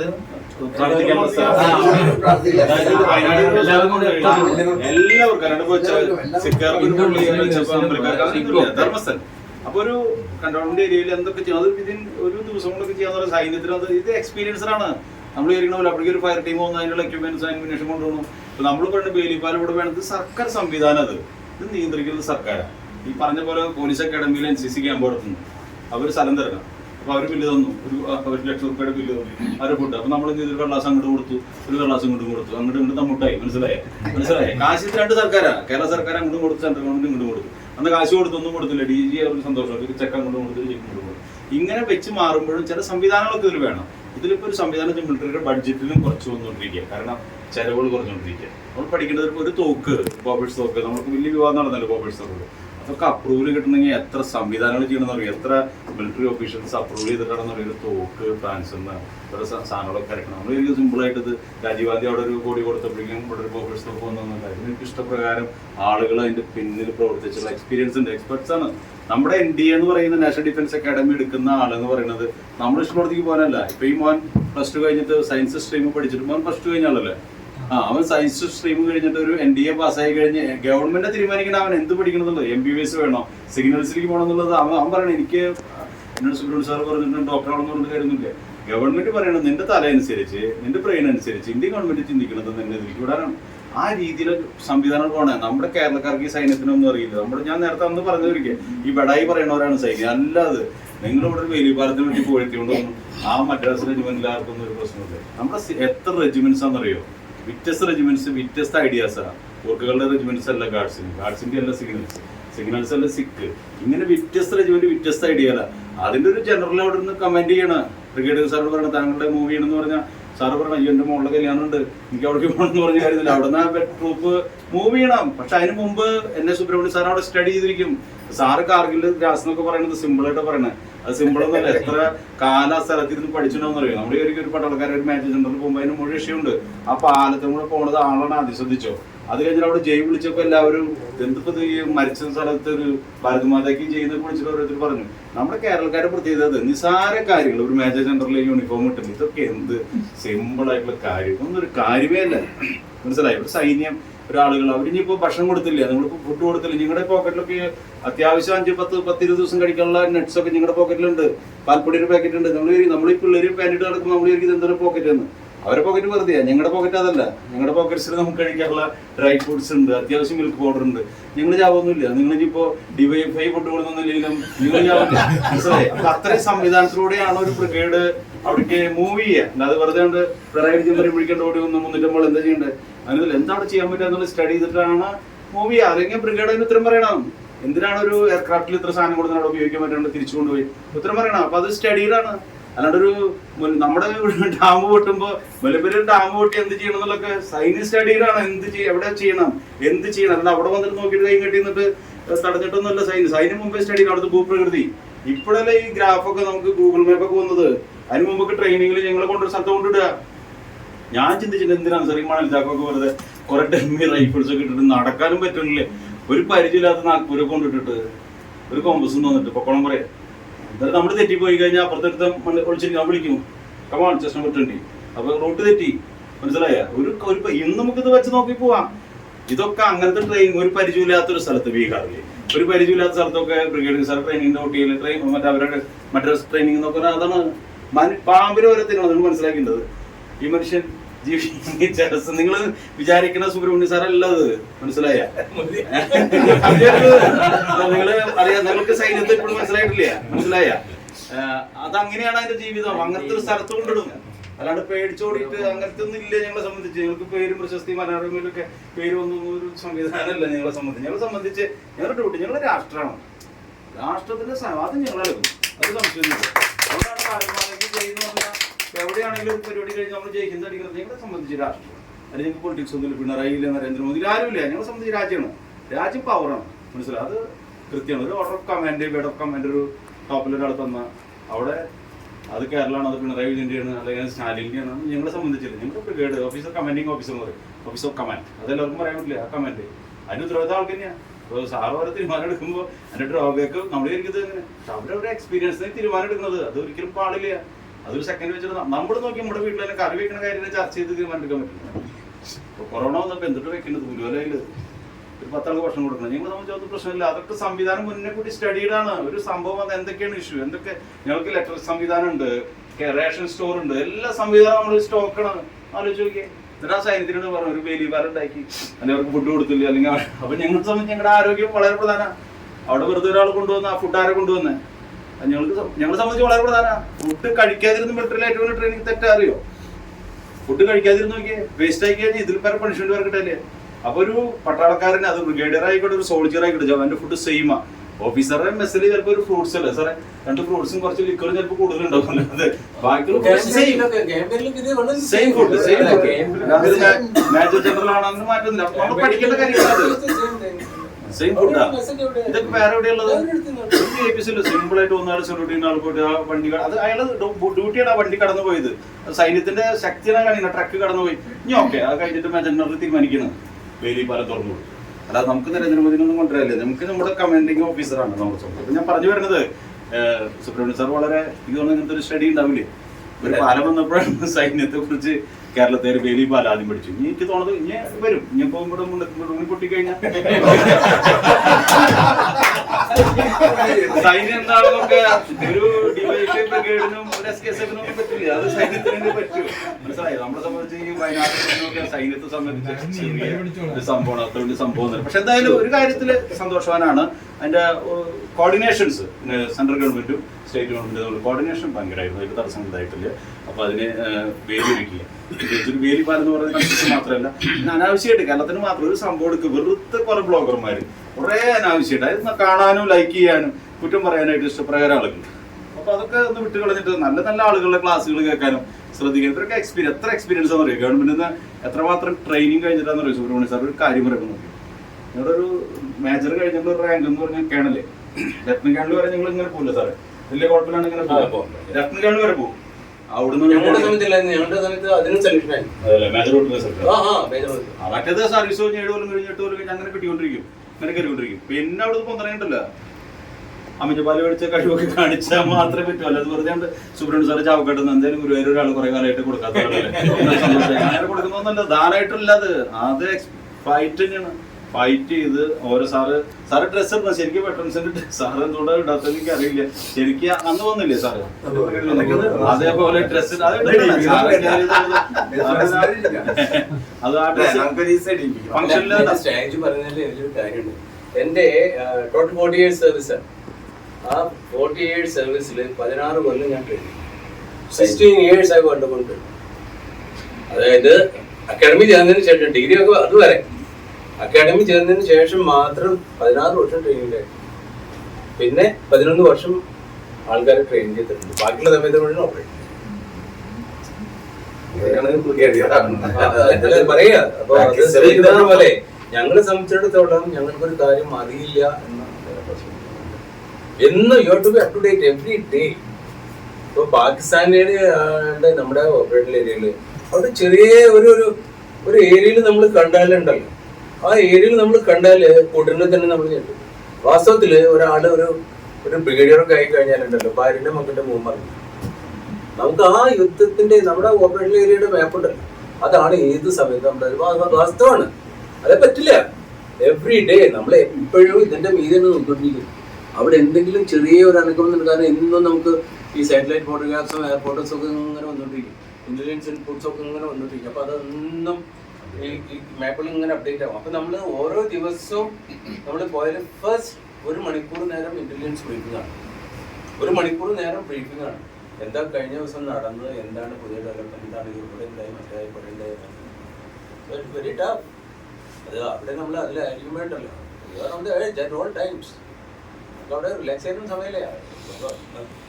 അപ്പോൾ ഓക്കെ അവസാനിപ്പിക്കുകയാണ്. അപ്പോൾ ഇത്രയാണ്. അപ്പോൾ നമ്മൾ മിലിറ്ററിയിൽ നിന്ന് അതൊരു സാധനം നമ്മുടെ കേരളത്തിന് അത് മനസ്സിലാക്കിക്കൊണ്ട് എന്തായാലും സുബ്രഹ്മണ്യ സാറിനെ പോലുള്ള ആളുകൾ പൈതൃകം നമ്മൾ തന്നെയാണ് പൈതൃകമൊക്കെ കുറച്ചും കൂടി സൈന്യത്തെ ആദരിക്കുന്ന അല്ലെങ്കിൽ സൈന്യത്തെ ബഹുമാനിക്കുന്ന പരിപാടികൾ ചെയ്യുമ്പോൾ ഒരു ചെറിയ സൈന്യത്തിലെ ഒരാൾ എന്ന നിലയ്ക്ക് എനിക്ക് വലിയ സന്തോഷമുണ്ട്. പ്രത്യേകിച്ച് സുബ്രഹ്മണ്യ സാറിനെ പുറത്തേക്ക് കൊണ്ടുവന്ന് ഞാൻ രവിശങ്കറിനോട് മുമ്പേ പറയാറുള്ളതാണ്, ഈ മനുഷ്യ ഇവിടെ കിടന്ന് തിരിയേണ്ട ഒരാളല്ല. ഞാൻ ഇത് കണ്ടത് എന്തായാലും അധികം ഫോക്കസ് ചെയ്യപ്പെട്ടിട്ടുണ്ട്. തീർച്ചയായിട്ടും അത് നമ്മളെ സംബന്ധിച്ച് സൈന്യത്തെ സംബന്ധിച്ച് അതിനൊരു ക്രെഡിറ്റ് അവർക്ക് കിട്ടിയോ, അവർക്ക് ക്രെഡിറ്റ് കിട്ടിയില്ല, അപ്പൊ എനിക്ക് കിട്ടിയില്ല, അങ്ങനെ ഒരു ഇഷ്യൂ ഒന്നും അവിടെ ഇല്ല. അവിടെ ഒരു മേജർ ആണെങ്കിൽ ആരാണ് വർക്ക് ചെയ്തത് അവന് അവിടെ വെച്ചിട്ടൊരു സ്വീറ്റ്സ് എന്തെങ്കിലും കൊടുത്തിട്ട് കഴിഞ്ഞു, ഇത്രയേ ഉള്ളൂ. അല്ലാണ്ട് നമ്മുടെ ആദരം വലിയ ഘോഷയാത്ര സ്വീകരണം ഒന്നുമില്ല. അവിടെ ഭക്ഷണം കഴിക്കുന്ന നേരത്തെ ഓഫീസേഴ്സ് മെസ്സില് സ്മോൾ അടിക്കുന്ന നേരത്ത് ജസ്റ്റ് ഒരു 2 വാക്ക് കോംപ്ലിമെന്റ് പറഞ്ഞു കഴിഞ്ഞു. നമ്മുടെ സിവിലിലാണ് ഈ ആകെ വലിയ ആഘോഷങ്ങളും മെഡൽ കൊടുക്കലും ഒക്കെ. ആ സ്മോൾ പോലും കൂട്ടില്ല, ജസ്റ്റ് അത് കഴിച്ച് അങ്ങനെ പോകുന്നു. അപ്പൊ ഞാൻ അവസാനിപ്പിക്കുകയാണ്. ഫയർ ഡ്രാമ എന്നൊരു സംവിധാനം ട്രെയിനിങ്. വെറുതെ ഒരു ഫയർ വെറുതെ നമ്മൾ എന്തിനാണ് ഒരു ട്രെയിൻ ടൈമിൽ ഒരു 10 തവണയും വെച്ചിട്ടുണ്ടാവും. വെറുതെ രാത്രി 12 മണിയാകുമ്പോൾ അലറടിക്കും, അല്ലെങ്കിൽ രാത്രി 1 മണിക്ക്. അത് ആ ഓഫീസർ കമാൻഡിങ് തീരുമാനിക്കുന്നത് ഫയർ ഡ്രാമ ഉണ്ട്. അയാൾക്ക് മാത്രം അറിയാം. അയാൾ ടൈം പറയും. ഇപ്പോൾ പട്ടാളക്കാർക്ക് അറിയാം 8 മണിന്നൊരു ടൈം ആ ഓഫീസർക്ക് തോന്നുന്നത് 2 മണിക്ക് ഒരു പടം പഠിച്ചില്ല ഫയർ ഡ്രാമ. അത് രഹസ്യമാണത്, ഒരാളും പറയില്ല. 2 മണിക്ക് സുഭദ്രമാർക്ക് മെസ്സേജ് കൊടുത്ത സമയം അതെ ഫയർ ഡ്രാമ ഇന്ന ഏരിയയിൽ ലൊക്കേറ്റ് ചെയ്ത് തീരുന്നത് പറയണം. ആ സംവിധാനം കാണാൻ കൊതിയും. ഉറങ്ങിയെടുക്കുന്ന നേരത്തൊക്കെ നമ്മൾ ഈ ഹാങ്കിലേക്ക് ബൂട്ടൊക്കെ ഇട്ട് ബക്കറ്റും എടുത്ത് ചൂലെടുത്ത് എന്നിട്ട് അവിടെ നിന്ന് എന്ത് രസം അറിയോ, ഇത് കൊടുന്ന് നിർത്തിയിട്ട് SM കണക്കെടുക്കുക. ആരൊക്കെ കൊടുന്നു, മറ്റേ പ്ലാറ്റിന് എത്രണ്ണം കൊടുന്നു, ഫയർ എക്സ്റ്റിംഗ്വിഷർ ആലോചിച്ച് നോക്കിയേ. ഈ ചെയ്യുന്ന ആൾക്കാർക്കും ഈ ഓഫീസർക്കും വരെ അറിയാത്ത ഫയർ ഡ്രാമയാണ്. ഒരാളും വളരെ ഉഷാറില്ല. ഫയർ എന്ന് പറഞ്ഞിട്ട് ഓടണം കണ്ടല്ലോ, എനിക്കിപ്പോ മൂന്നാമത്തെ ചിരി വന്നു ഒന്നാമത്തേക്ക് ഭയങ്കര പബ്ലിസിറ്റി. പക്ഷെ ചെന്നില്ലെങ്കിൽ ഇവരറിയാം എന്നെ പ്ലേറ്റിൽ 4 ഓഫീസർ വന്നിട്ടില്ല, ആരും സ്റ്റിച്ചു എവിടെയാന്ന് അല്ല കിടന്നു പറഞ്ഞാൽ വിവരം കിട്ടും. അന്ന് പിന്നെ നാളെ തൊട്ട് ഞാൻ പറഞ്ഞു വരുന്നത് രാമ്യാന്ന് അറിഞ്ഞിട്ട് കൂടി എത്ര ശുഷ്കാന്തിയിലാന്ന് സൈനിക. അത് ഞാൻ പറഞ്ഞ സിവിലും സൈനിക നമ്മൾ വ്യത്യാസത ഓർഡർ മാറ്റൊന്നുമില്ല, പോയിരിക്കും മനസ്സിലായി. അതുകൊണ്ട് അതും അതിന്റെ സംവിധാനങ്ങളും. ഞാൻ ട്രെയിൻ ടൈമിൽ ഭാര്യ ബാത്റൂമിലൊന്ന് സ്ലിപ്പ് ചെയ്തിട്ട് വീണു. ഇവിടുന്ന് അപ്പച്ചൻ വിളിച്ചപ്പോൾ ഞാൻ പറഞ്ഞു അപ്പച്ചൻ വിളിച്ചിട്ടൊരു കാര്യമില്ല, അവിടെ ചിരിക്കുള്ളൂ. ഭാര്യ ബാത്റൂമിൽ വീണെന്ന് പറഞ്ഞാൽ ഓഫീസിൽ കമ്മിറ്റി ചിരിക്കുള്ളൂ. കാരണം ട്രെയിനിങ് ടൈമിൽ ഇഷ്ടപ്രകാരം അങ്ങനത്തെ ടെലിഗ്രാം വരും, മൈൻഡ് ഇല്ല. അപ്പോൾ ഇവിടുന്ന് കമ്മിറ്റിംഗ് ഓഫീസർ വഴി കേണൽ വഴി ലെറ്റർ അയച്ചപ്പോൾ അവിടുന്ന് പുള്ളി വന്നതിന് എടുത്ത് വന്നിട്ട് പറഞ്ഞു സ്റ്റിച്ചു നോ പ്രോബ്ലം, ഫ്ലൈറ്റ് ടിക്കറ്റ് എടുക്കുന്നത്. നമ്മളപ്പോഴാണ് ഇന്ത്യൻ മിലിറ്ററി എന്താ മനസ്സിലാക്കുന്നത്. നമ്മുടെ ഭാര്യ ഇവിടെ കൂനമിച്ചിൽ വീണിട്ട് ജൂബിലി മിഷൻ ആശുപത്രിയിൽ അഡ്മിറ്റ് ആകുമ്പോൾ നാഗ്പൂരിൽ നിന്ന് തന്നെ ഫ്ലൈറ്റില് കൊച്ചിയിലേക്ക് എത്തിച്ചിട്ട് ഇവിടെ എത്തിക്കുകയാണ്. അതാണ് മിലിറ്ററി മനസ്സിലായി. എനിക്ക് എന്റെ വീട് നോക്കിയോളാം അബ്ദുൽ കലാം പറഞ്ഞിട്ടുള്ളത്, സാറിന് അന്നത്തെ പ്രസിഡന്റ് ഒന്നുണ്ടാവും. സുബ്രഹ്മണ്യ സാർ ധൈര്യമായിട്ട് മുന്നോട്ട് പോക്കോ, താങ്കളുടെ ഫാമിലിനെ താങ്കളുടെ ഇതിനെ രാജ്യം നോക്കിയോളൂ.